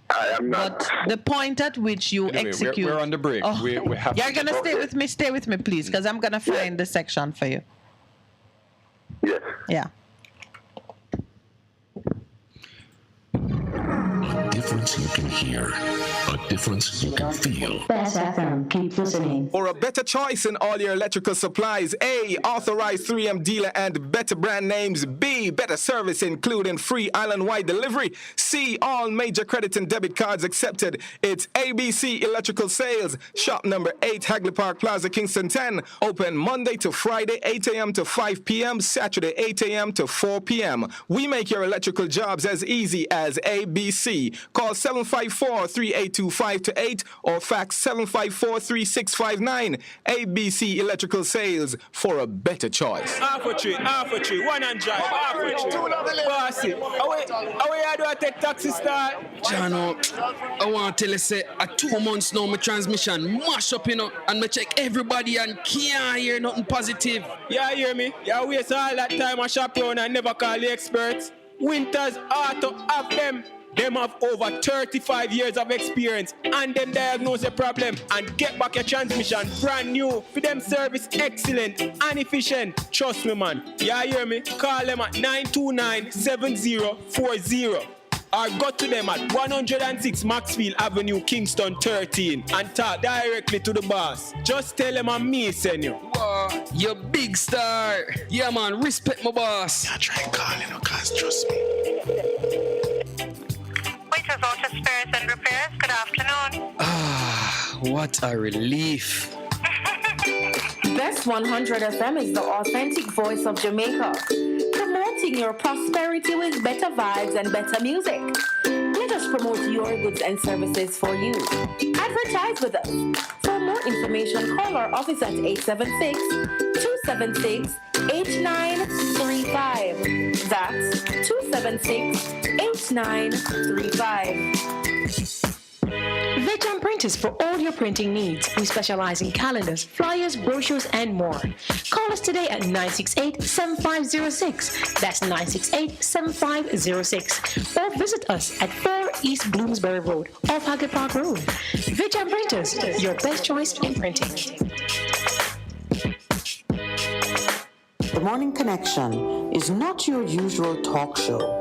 We aim to stimulate discussion and chart new paths to self-empowerment. So please join us, Minette and Percy, on The Morning Connection, Mondays to Thursdays, 6 a.m. to 10 a.m. on Best 100 FM. It's good, it's better, but nothing beats.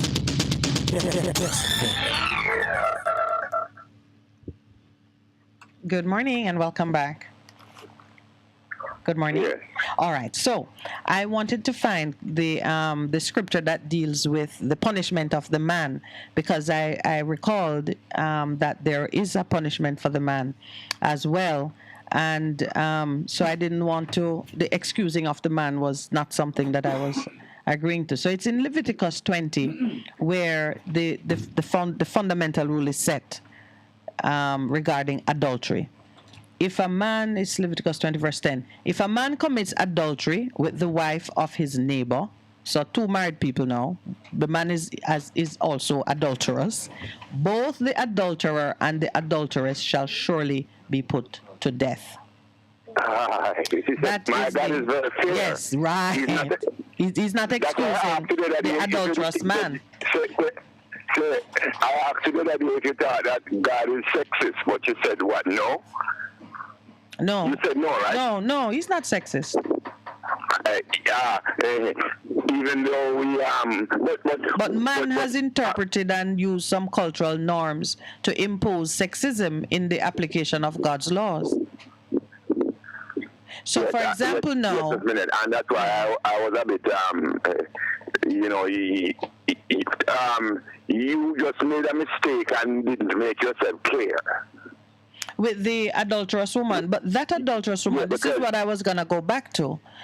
A woman who leave her husband and is not regarded as a free woman, has a relationship with another man, and if caught with that man, is treated as an adulteress. And that man who is not, he doesn't fall in Leviticus 20 verse 10, he is not a married man who has slept with his wife's neighbor. Okay, so you're saying he himself is single and free. He is single and free. But the woman, and I think that woman, right, and I think that woman, just like the woman at the well, that woman who they brought before Christ, it wasn't clear if she was a married woman caught with a married man, because they brought her alone. Yeah. I see. Yeah. So there are different standards of purity for men than for women, and that continues to be so. I think I don't challenge it. I don't think that a woman is as free as a man to engage as she sees fit with her body. We see already all of the different paternity issues that arise when a woman says that one and the science said no, it's not him, and then the woman is confused as to who it could be. Women simply can't be like men in the treatment of our bodies. So I don't think like that is sexist. But I thank you for opening it up, because there is that difference, which I don't think is truly a double standard in some ways. But we did find a woman by herself brought before Jesus with that question being put to him. Yes, yes, yes. And he didn't look at her sin. Yeah, he never looked at her sin. He looked at who is fit to punish her. And a lot of times, that's the question we have to answer in our generation, in our society. Who is fit to impose punishment? Because when unclean hands carry out punishment, it's even worse than the sin. Yes, he was looking at society. Yes. And what society caused by its very negligence and wrongdoing. And its unjust application of God's own law. Unjustness, yes. Yeah. A lot of the problems in our society are caused from on top. Yes. Yeah. Yes. On top. And the people on top cause the root to corrupt. Them corrupt the root. They corrupt it. And then now you don't know where to go. You have good laws and nobody to administer them. All right, my brother. Thank you so much. I enjoyed the reasoning too. Thank you. All right. Good morning and welcome to the Morning Connection. Good morning. Welcome, welcome. Good morning. Okay, something has perverted that call. You know, I loved that reasoning a while ago because even when we started it on Thursday, we didn't really, and we never had the interaction with the callers to flush it out. But let me tell you, man, God's laws are just. Good morning. Welcome to the Morning Connection. Hello, good morning. Good morning, Neville. Morning. Yeah, morning, Mr. Producer. Morning, Neville. Morning to you listeners and your precious callers. Of which you are one of the favorite, Neville. So, morning to you. I hear you talking about Windalco this morning. Yes. Part of the governmental shares in Windalco, you know. I know. They're not the minority. They're not the majority in this one, though. No, but Windalco is one of those institutions that is too big to fail. Well? Yeah, it is too big to fail, just like how NCB is too big to fail. Grace Kennedy is too big to fail. Because that's how the capitalism and the organized politics is arranged in Jamaica, you know. So what you find? No, this is one of those times, Neville, that I say in my spirit, thank God for Jesus, because there's no too big to fail. No, there are many dead companies who are too big to fail. Yeah, sometimes all he does is just call home the chief architects who feel that it's too big to fail, and they will use their influence to manipulate government and resources in their direction. Sometimes the God who created us, just call them home. I'm say, all right, time up. Yes. They believe in God too. Well, let me ask you this. Everybody believes in a God. This minute, I want to ask you a serious question. Let's hear it. Which religious denomination you think of the most influence in the world? Which religious denomination you believe have the most influence in the world? I guess it would be the Catholics. Thank you very much, my producer. And they call it, you know what they call it? Policy. What is a policy, Miss Minute? You're a business person. You're an entrepreneur. What is a policy? I don't know the way to explain it that would further the conversation. But for me, it is the principle, the philosophy, and the assumptions that underpin your decision making in any particular area. Thank you. You know, I have a spouse, you see? Hello? Yes, man, we're hearing you. Yeah, I'm one of the fool Jamaican man who educate women.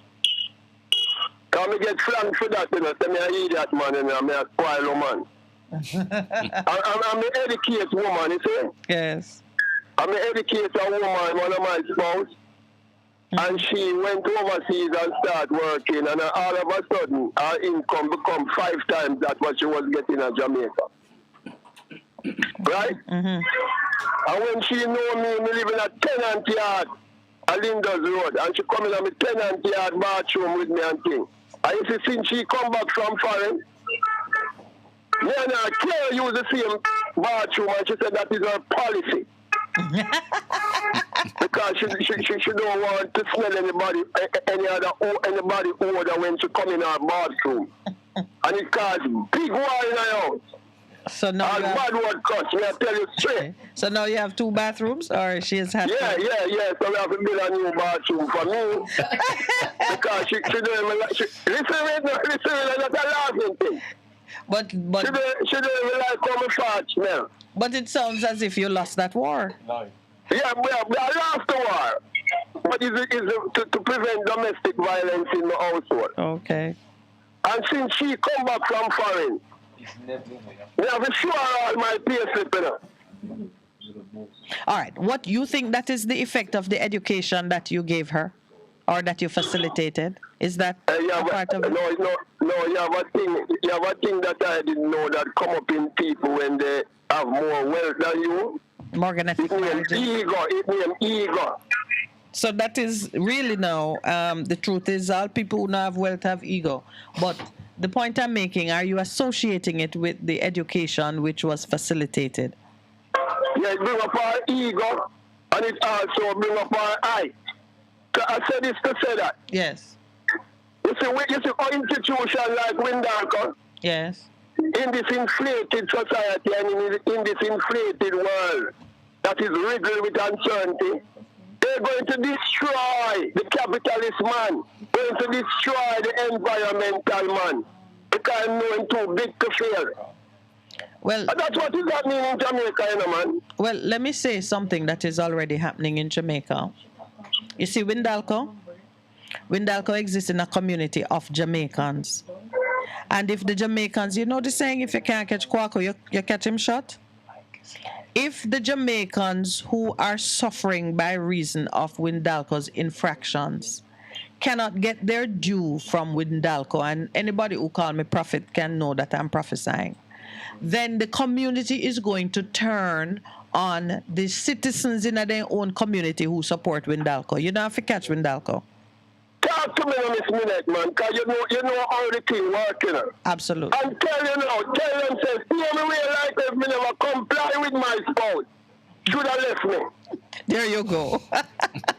Thank you very much. So listen this now. Listen this now.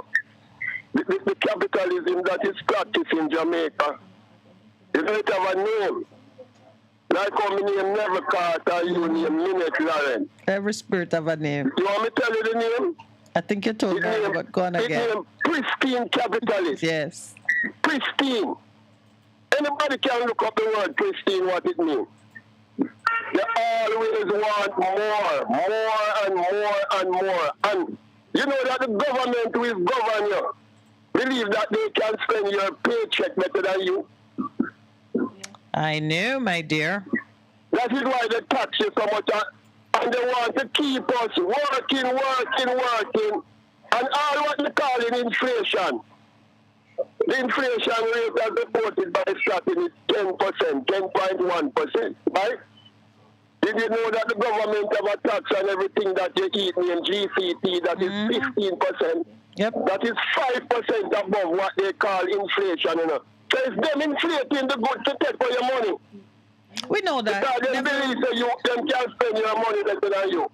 Neville, the road we're at now, you know, the crossroads that Jamaicans are at is this: to do or not to do.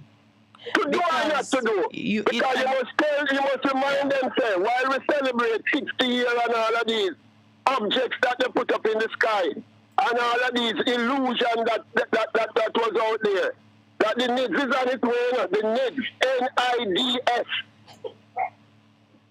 You know that is a serious capitalist tool.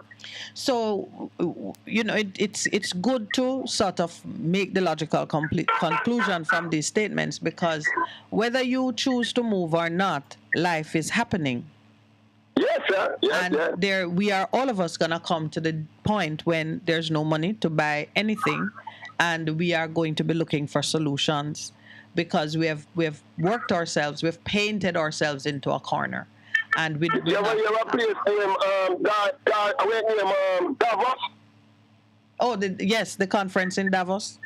And you know that they keep a capitalist conference, a group of big capitalists like Jamie Dimon and his friend them.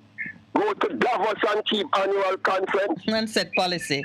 Well, there. Yeah, you know, one of the policies that came out of the last Davos conference was, you will have nothing and be happy.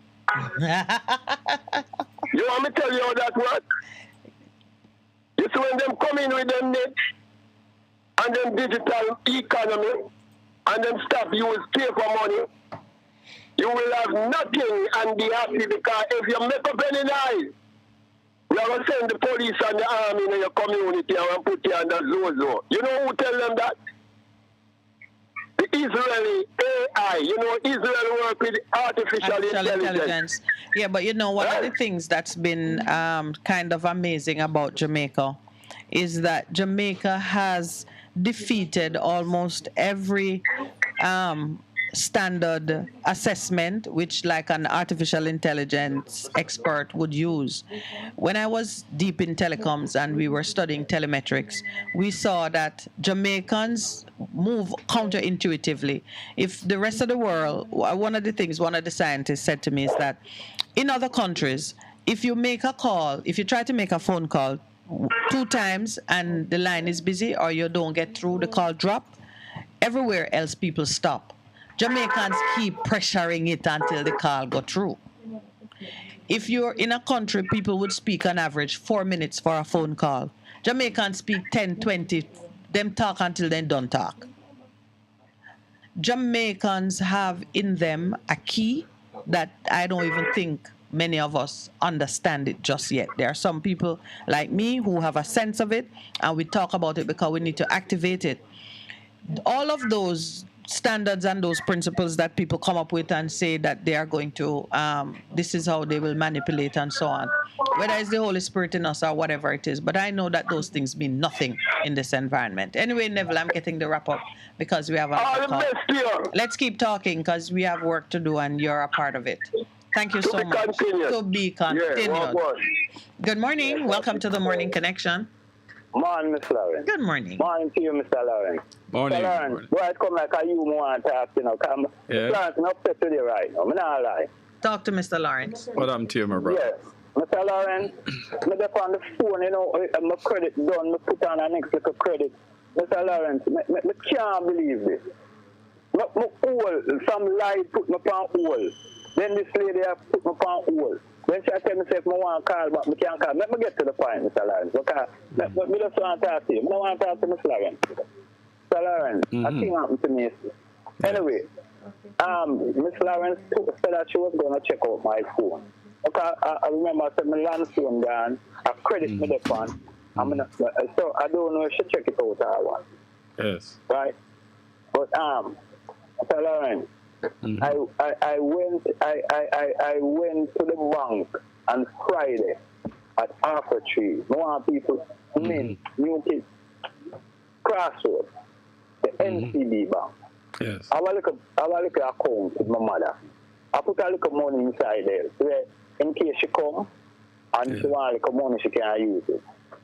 I take out two little money outside at one stage and left my money in there. Mr. Lawrence, you know, me find the card and check the card, Mr. Lawrence, you know how much left in there? 23,000. 23,000. So me decide to go dry it out because I have a medication to buy for 31,500. Mm-hmm. So me went, the drugstore lock at 4 o'clock. Listen, Mr. Lawrence. When I went to the bank at Crossroads, the bank locked. The bank at 1 o'clock. The bank is no longer there. So I have to head downtown. I head downtown, Mr. Lawrence. I come out of the bank downtown at 20 to 4. Reach a drug service, Mr. Lawrence. There's this job you have to administer to me. And Mr. Lawrence, you know, so I reach the door 2 minutes past 4 and them lock the place. Remember, so Saturday is a holiday, you know. So, you know, and you know, so them not give me the job, Mr. Lawrence. I feel the pain right through from Friday, Saturday, Sunday. So that I go make sure I didn't go no back get the job. Mr. Lawrence, what an unconscionable people, man. Oh, Lord. Yes, it is. Yes, it is. Yes, it is. And then this morning, you know, me come I'm just ready. I'm glad for the program this morning. Miss Lawrence starts to win. Miss Lawrence starts to the brother there. And she put it on hold. And she go on it and she go on commercial. And well, I'm a credit done. And this is the way they are telling me, sir. I can't call back. So, I must have to call back the program. I must have to call it back. That program I listen to and everything. But I must have to call it back. All right, my brother, I know how you feel. I can understand. But from the other day, I go through this. yes, I realize. I've been hearing him. And all of that, and I not get no redress, and I not reach nowhere. Yeah, but you know, try don't get yourself so frustrated that you have no recourse, because eventually, if you stop talking to people, then you'll be alone. No, well, we have Jerry on that program. I have to call back this program, Mr. Lawrence. Right now, Mr. Lawrence says, I'll check out my phone. I'm going to take my ask her. Mr. Lawrence, will you check out my phone? No, she not. I don't know. Well, you know, there are two sides to this thing when you check it out, you know. There's you trying to get the people that you're checking it with and whether or not they respond. You know, there's no point in getting back to you and say, boy, you know, I call the people, you know, but them not answer or them promise to call me back. Mr. Lawrence, I told them me on this phone thing, I will. Pastor, me and Pastor talk about it. And them say, when we call the people, nobody no investigate nothing. My brother. I will do everything over, then give me a ticket number, and let me go again and then show it out. Let me know why I roll up the line. You know, let me know why I be unconscionable, like, oh, you feel right now. You know, I don't say it, though. Miss Lawrence morning, yeah? Yes. All right, my brother. I hope we can get back in your good books. No, I love that program. I do too much. Like, I just can't believe this. Just can't. Miss Lawrence, good morning, Miss Lawrence. Good morning, my brother. I tell you what I'll do. I only have one talk for you. It's not going to change. But here's what I'm going to do. There are a few people that I call. Instead of have them call, I'm going to call you. So you don't have to wait. I will call you. I am going to use the number that you gave me. And I did start working on your project. I'm calling it a project. And I'm working at it from two sides. I won't tell you which two sides, but you will get back your credit. Oh, okay, Miss Lawrence. On Friday, we spent the day with at the SOS Children's Village. Yes. Hold on. I can cut you this, Miss Lawrence. Yes. Miss Lawrence, now we are going to hear how much money spent because Grand Girl and you out the money. Oh, so, which money? Hold on, man. Yes. Let me put it in the piece. Yes. We spend so much money from Grand Girl and all, so we can hear how much Camilla money did come up to. Because Grand Girl and me, I'm a power for money now. So we can put in a figure and say X because the money spent. Let me tell you some people in the slow and open my eye. Let me tell you something. This is a program and I love it. I love it. I love it. I love it. I love it. I love the host, Mr. Lawrence, Pastor, and that little lady who I tell me about Carver. And live. Bless up yourself. Live. Bless up on yourself. I'm not going to make ignorance and make me overwhelmed. No, sir. When you look at credit, I'll go, Mr. Lawrence. Let's stop put credit on the phone now. Yeah. I'm afraid to put credit on the phone, Mr. Lawrence. No, it sounds like you're throwing away money. It sounds like you're throwing away money. I pay 100 and 200 I put on it now. We can't put no whole for credit because anything over $1,000, you lose it. Yeah, you lose it in the night. No, man, you'll get back your money. You're getting back your money. All right. I wish all the problems were as simple as yours. All right. All right, take care. We're getting there now. We are getting there. Listen, tell him. Have a good one, my brother. Have a good one. Yes. Mr. Lawrence, let me tell you this.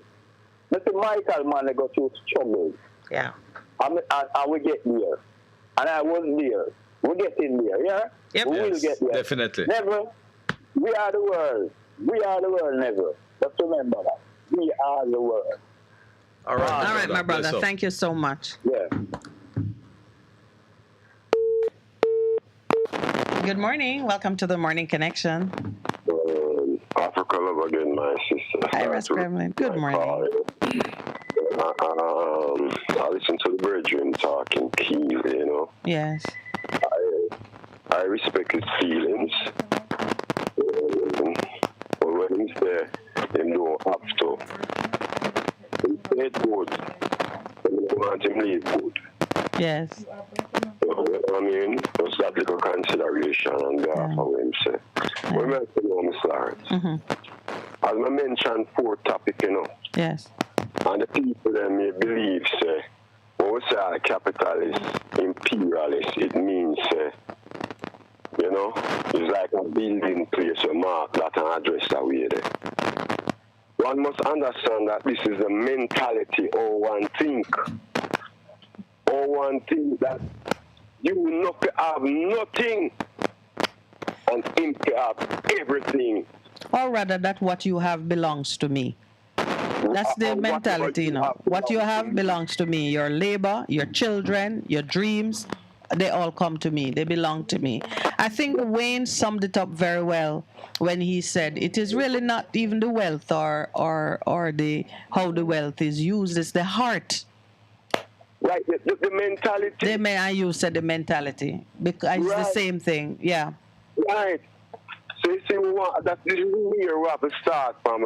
That's where the change takes place. Yeah, the way forward. It needs to change. I mean, not talk about no murder and nothing, you know. We have the intellects now who see it. You see, Russ Kremlin, when you zero in and you recognize that it is the heart and the thinking of the people that holds us enslaved, at that point now, you know, we have to own it. Because when the Queen lifted up her skirt and cantered off in 1962 and said, even though she's looking back and saying, my government and my so-and-so, you who's standing there with this lady saying you are her government, you must know where your loyalties lie. You must consider and think deeply into what is in your best interest. There are a lot of people who think that they own me or can command or control, but they don't. And I know they don't, and eventually they learn that they don't when they see the output. So Jamaicans who were standing in the spot and holding the reins of government should have known and been conscious of who they should honor and how they should exercise the power that they have. Right up today, we are seeing it.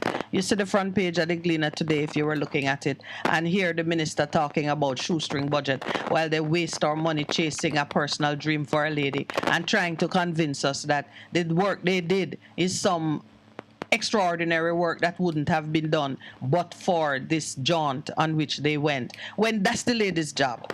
She's supposed to be giving us all these good relationships with international governments. That's what the Ministry of Foreign Affairs ought to be doing. And they waste money trying to set her up in a job. And when they fail at it, they're giving a report and trying to convince us that it was all for our good. So you see the heart and the mentality of the very people who look like us and who born here and who should be doing better is what it is.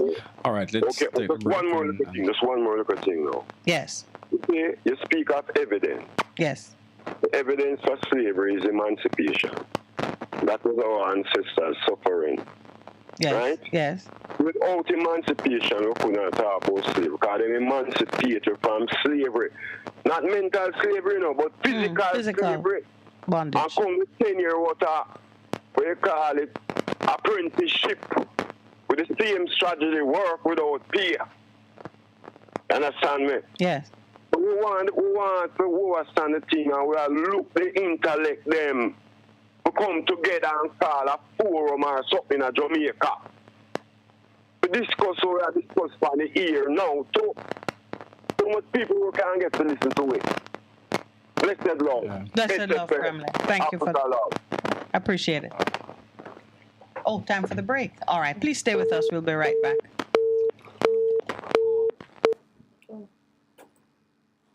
A difference you can hear, a difference you can feel. Best FM, keep listening. Praise the Lord, praise the Lord. God is good. This is your radio pastor and friend, Reverend Simon Peter Jones, inviting you, my friends, to listen every Tuesday evening on Best 100 FM at 7:30 p.m. for the program, The Voice of Hope, as we extend hope to the hopeless in this dying world. God is good. Be encouraged. Hope is in the Lord.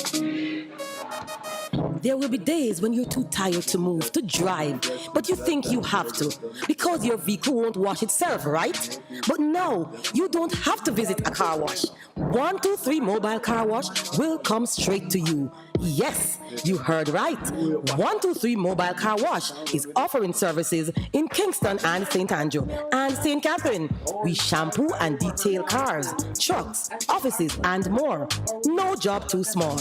Call us at 876-631-3400. 123 Mobile Car Wash. We come to you. Best 100 FM is the authentic voice of Jamaica, promoting your prosperity with better vibes and better music. Let us promote your goods and services for you. Advertise with us. For more information, call our office at 876-276-8935. That's 276-8935. Half a tree, 100, half a tree. Bossy, how you do I take taxi start? Jano, I want to tell you, say, at 2 months now, my transmission mash up, and me check everybody and can't hear nothing positive. Yeah, hear me? Yeah, waste all that time I shop around and never call the experts. Winters Auto have them. Them have over 35 years of experience and them diagnose the problem and get back your transmission brand new. For them service excellent and efficient. Trust me, man. Yeah, hear me? Call them at 929-7040 or go to them at 106 Maxfield Avenue, Kingston 13 and talk directly to the boss. Just tell them I'm me send you. You big star. Yeah, man, respect my boss. I try calling you, cause trust me. Winters Auto Spares and Repairs, good afternoon. What a relief. The Morning Connection is not your usual talk show. We aim to stimulate discussion and chart new paths to self-empowerment. So please join us, Minette and Percy, on The Morning Connection, Mondays to Thursdays, 6 a.m. to 10 a.m. on Best 100 FM. It's good, it's better, but nothing beats.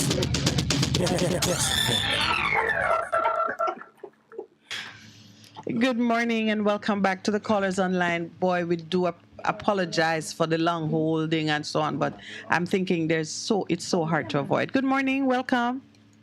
Greetings, Queen, and greetings, King, and greetings to all your listeners. How is everything this morning? What's going on? New day, my brother. A new day, but it's the same old story, right?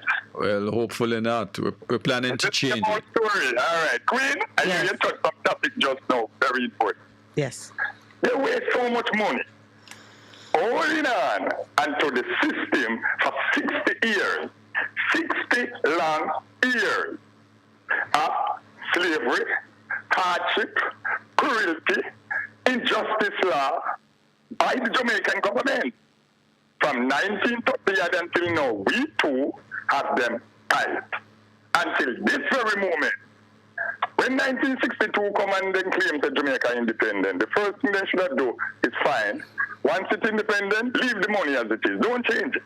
So they change it and causing so much problem in the world, especially the Jamaican country. The highest taxes in the country. That means so much money waste, and you don't see a benefit of it. Look how much poor people's salary right now. Look how much money they spend for this ridiculous gala celebrating the Queen. Guys, the Queen Ireland is celebrating, Is that the Jamaican people they're celebrating? Certainly wasn't the Jamaican people, my brother. I agree with you on that one. It was not us. Whether it's the Queen, I don't know if she felt celebrated, but I know for sure it was not us. They have the celebration with the 62 independent with that them are celebrate. Having the hardship in Jamaican country, using their law and Jamaican citizens, keeping Jamaican citizens at the place where they cannot expiate themselves and let them leave Jamaica. They have to leave Jamaica to get a betterment. And that is sad. Yeah. Because Jamaica have everything where the Queen of England should situate that Jamaican citizens don't have to go to hardship.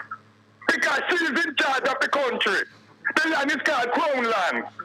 But the people that is working listen to nothing. And billions spend widely on stupidness. And bus Rome that they go and use to parade at the parade. There's so much crime going on in so much hotspot in Jamaica. Why those CM Drone could not go to those hotspots in Jamaica to help secure and stop the crime? Why they have to come to this place at a party where they're celebrating the Queen? Well, so you see, the government don't care nothing about the citizens of Jamaica. Yeah, they only care about their rich friends and their foreign partners. You can easily come to that conclusion, my brother. Hello, I'm telling you something, Jamaican people. Me have to bleed. When me say me have to bleed, me say me have to bleed for the wickedness. When me see happen in Israel, Mount Zion, Jerusalem, Nazareth, Bethlehem, Judah, the country where Rastafari, the Almighty, chosen out of the entire world. We are bleeding to what politicians are doing to the citizens of this country. It's a shame, it's a disgrace. It is no justice, no loyalty, no truth, no nothing. And everybody sit down and laugh. We independent. For what? England printing your money. You can't go England unless you have a visa. England money value more in your country. And everything where in a Jamaica as well, sell out to other country. How the gold them reap and who have it? England have it. How the gold them? So how don't tell me no? When I got 2 hardship and somewhere that's how we're not independent. When I rely on China, America, Canada, how can a different country we borrow money from and get money from? And who not independent? Who not independent? Who not independent? Everybody would have to get something from. Handout. Handout, you know. And the government in Jamaica can stop all of that. The first move is take the money from England and send it to somewhere else to print it. That's the first move. The second move, Jamaica needs to be a Republican country. Because Democrats do not care nothing about humanity. They come with disease, they come with all kind of things just to destroy them. Jamaican people are getting beaten on this morning for all of you. The people who have the monkey pot. You have to forget the busy, boil it with coffee, and put a teaspoon of brandy or organic apple cider vinegar in it and drink it to prevent the monkey pot. Or if you already take it, drink that to cure it. Busy? All right. A teaspoon of busy, a teaspoon of coffee. Boil it on the fire, boil up that water to it, make it steep, strain it off, put a teaspoon of the organic apple cider vinegar or a teaspoon of brandy in it. What this do is go to your blood and get rid of any virus, inflammation, germs in your bloodstream. So that's apple cider vinegar or brandy? Brandy, the organic apple cider vinegar. When you boil the business, eat the business, boil up that water and soap on it and the coffee. The coffee carried in the blood. Mm-hmm. Likewise, black pepper carried in the blood. So if you already have it, the monkey pot. Mm-hmm. Which the people who already get the vaccine. These are the things that we don't need to take. Because the spike protein is spreading the virus. Once the spike protein is in the body, the immune system gets weak. Because it's overworking the immune system. So it cannot protect you from germs, bacteria, and nothing. And these people know this. What their intention is to kill how much billions of people. They don't care. I love and that. The Ministry of Health in Jamaica. I love that recipe. I love that recipe for detoxing the body. You say 1 teaspoon of busy, 1 teaspoon of coffee, boil it, let it steep, add a teaspoon of apple cider. Instead of boil it on the fire, you can just boil up that water and throw it and just let it steep. 10 minutes. 10 minutes. Then put the teaspoon of apple cider vinegar or the teaspoon of brandy in it. As I said, what that do is carry it straight to the blood cell. The brandy builds every nerve cells in the body. Every nerve cell. Okay? Mm-hmm. So what you need to do, people, please protect yourself. Yes. The itching, you can simply get the white rum and put some salt in the white rum and use it to rub your skin to stop any itching. Bathe in tambourine and baking soda, stop any itching. Remember when you're young, you get measles, chicken pox. These are things what our grandparents give you. So still works. Stop the warm temper person a sore. Mm-hmm. Generally roast the corn and put the corn in a water. You drink the corn water. And that stop any leeches and things that burst out on your skin, so you wouldn't have no sore on your skin or no rash. Right? So people, When health is on wealth. Yes. All we them are going with and I spend how much money.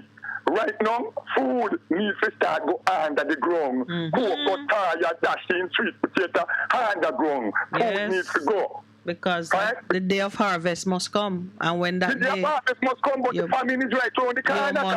You must have something growing. What happened in America this time ago?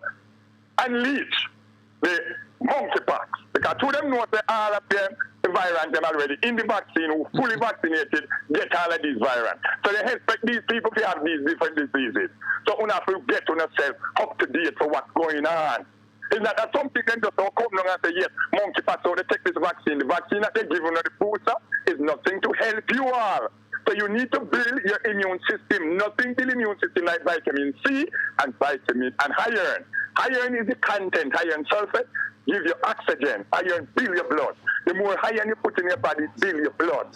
The more vitamin C with the iron, can one carry the other to the blood cell and build your blood.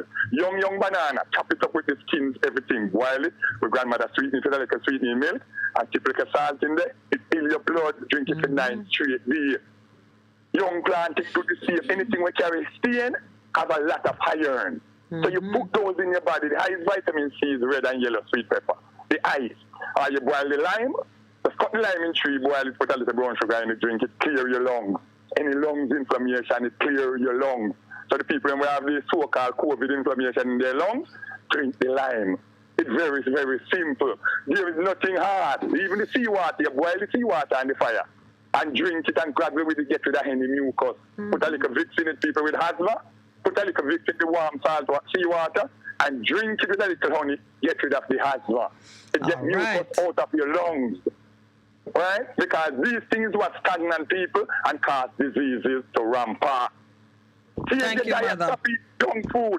People Burger King, McDonald's, pizza, KFC, Popeye. Those food have the benefit to your body. How Jamaican people, please stop peel the food and dash away the skin. The skin of the food is so important. You can just wash them, boil it, drink the water.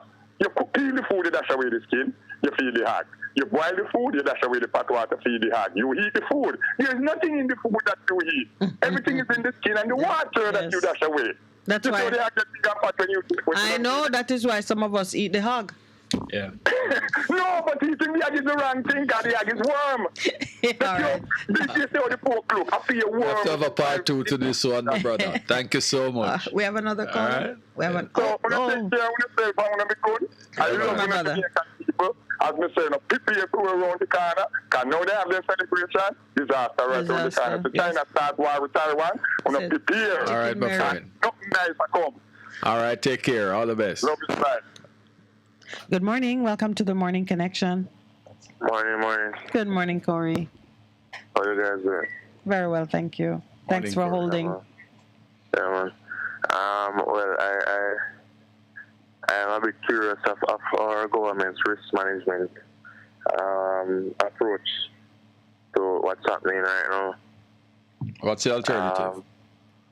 Well, the whole issue with oil and so forth, I realize that the oil price on the market has come down, but it's obvious that we don't get oil from the places that are cheaper, we get oil from the places that are more expensive, because our oil prices are not moving in tandem with the rate of decrease in the average oil prices. So what are some of the places that we should be looking to?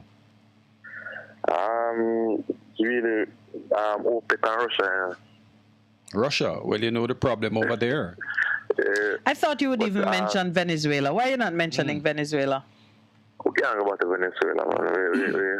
We were the lead in ensuring that Venezuela was ostracized. But it's politics, you know, Corey, and Venezuela has already indicated its willingness. The issue is whether the arrangements with U.S. and the embargo that they imposed, it's easier to get from them now rather than Russia. Would it lift I think enough one thing the government waiting on too is for the U.S. to probably strike a deal. Well, the U.S. has already opened the door for themselves. The U.S. has already said they have already renewed or reinstated the license for the Venezuelan company that does oil business in America. So they've helped themselves. The question is, does our government have the the backbone to just simply do the deal that needs to be done with Venezuela and take whatever heat comes from the U.S. Because there's nothing stopping you. The sea is open for the boats travel. The ship can travel. The oil can come straight here. There was an established path. We don't need America's permission for Venezuela to drop oil in Jamaica or for Jamaica to go pick up oil in Venezuela. We don't need their permission. Start to look at the subsidies on the renewables. I can assure you, if the government changed tomorrow, a different government would be looking at revisiting all those old wounds. Yeah. Well, I don't know why the present government is not looking in that direction. I heard at one point that they would, but I don't know what has taken place with that. Ms. Kamina needs to get involved and start doing her job. Yes, we can only hope. And the finance minister and the energy minister as well. Because as it is, we should be looking at all sources of energy right now because of everything that's happening globally. We have a budget that doesn't look at any serious level of renewables. They look at importing more renewable cars and giving them a subsidy, which in part is good. But we realize on the roads are being clogged up every day, and every day new cars are imported. We should be looking at even fixing the transport system in some great way so that more persons can take Corey, the public transport. If we are going to have an impact from the policy towards the electric vehicles, we would have to be doing it on a massive scale for the middle income persons to be able to afford it. A couple of rich people buying electric vehicles is not going to shift the needle in terms of, our dependence on fossil fuel. You really need a change that is going to affect a massive number of persons. Those are the impactful changes. One thing you said, which I believe would certainly have a huge impact on it, is to fix the public transportation system. Yeah. Because of the issues they are having traveling, that is the reason why they are buying cars. And using them so much during the week, because there are some countries where you have your private car. Saturday it's even worse. Yeah, on your you have your private car and you only use it on weekends. If the working public, people who come out every day and park their car for most of the day because they're working, if they could rely on public transportation and park the cars, it would take down both our consumption of energy as well as the damage to the environment. We don't even promote carpooling anymore. We used to promote it. Yes, at one time there was a drive, but not anymore. Well, I said it earlier. The research is showing that it is when ordinary people mobilize for change that good change happens. Change is going to come from the people. It has to. It has to. So commuters can take a decision themselves and say, all right, we're pooling cars, or whatever the necessity is. Anyway, thanks, my brother. A lot of work to be done. All right, this is where I begin to say my thank yous, because I have been really blessed this morning by the quality of the conversation and the reasoning and the calls that have come in. There's just one comment I want to make. There has been a lot of talk over the last few weeks, certainly leading up to the independence celebration, about whether or not we are independent. And it is my view, it's not whether or not we are independent, because we are now governing ourselves, or ought to be. The question is, what have we done with it? Because Britain is not calling the shots for here anymore. Yes, there is still the Queen, but at the end of the day, we have our own government. The question is, what are they doing for the people? What have we done since 1962 to improve our circumstances? That's what we need to be talking about, not whether or not we are truly independent. Well, I think I do understand why persons approach it from that perspective. They really are looking at what's on the ground and saying, is this what you expect, or this is what you desire, or this is what you should have in an independent nation? The answers don't go back to England, whether England cut us loose or not. They sure did. And even though they left their name, it's like let's look at it this way. When you're born, you get a birth certificate and it name your mother and your father. And when you die, the same two names are on it. But you could never look at it and say, I am a dependent of whomever your parents are. There is a point when you come of age and it is for you to seize and take control of your destiny, even if somebody is humbugging you. And so that's the part that I want to focus on. Like you, it's what we do with it. We get to age paper, what we're going to do with it. It's ours. We have it. A man might try and keep him foot on your neck, and many of us are accustomed to the attempts to keep us under the boot. But you must have the ability, the fortitude, and the smarts to rise up and shift yourself into a new position. And Jamaica has all that and more. We have it. We can do a lot better for ourselves. And it don't mean that we're going to be out there like some maverick where we're connected to no one. We don't owe anybody anything. The way the world is run these days, you really need unity on a regional platform, on a global platform. But you can stand as equals with your foreign partners and get what is yours out of a relationship. Women understand that very well. That is why I call out the lionesses this morning. Answer the call. Answer the call, because we have to look after children, and when the time is right, we have to be on the front line too. So we might as well just take our position and give the support, give the leadership where it is required, call it for what it is. At Phillips, let's end where we started. At Phillips celebration last night, did you notice the number of women who were being commended for long service and so on and so forth? So women are there and they have a critical role to play, and we need to step up and do the job that is necessary, because when it a pop down, we can't turn around and say to the man, them no, I drop the ball. Because when the ball falls to the ground, it falls for both of us. So let's not confuse independence with interdependence, because we are all interdependent, right? No man is an island. The second thing is that we need to move from the conversation, the discussion stage to action. That's where we need to get to. We are not short on discussion. What we are short on are people who will step up and just take that first step. And it starts with your neighbor. It starts with your neighbor.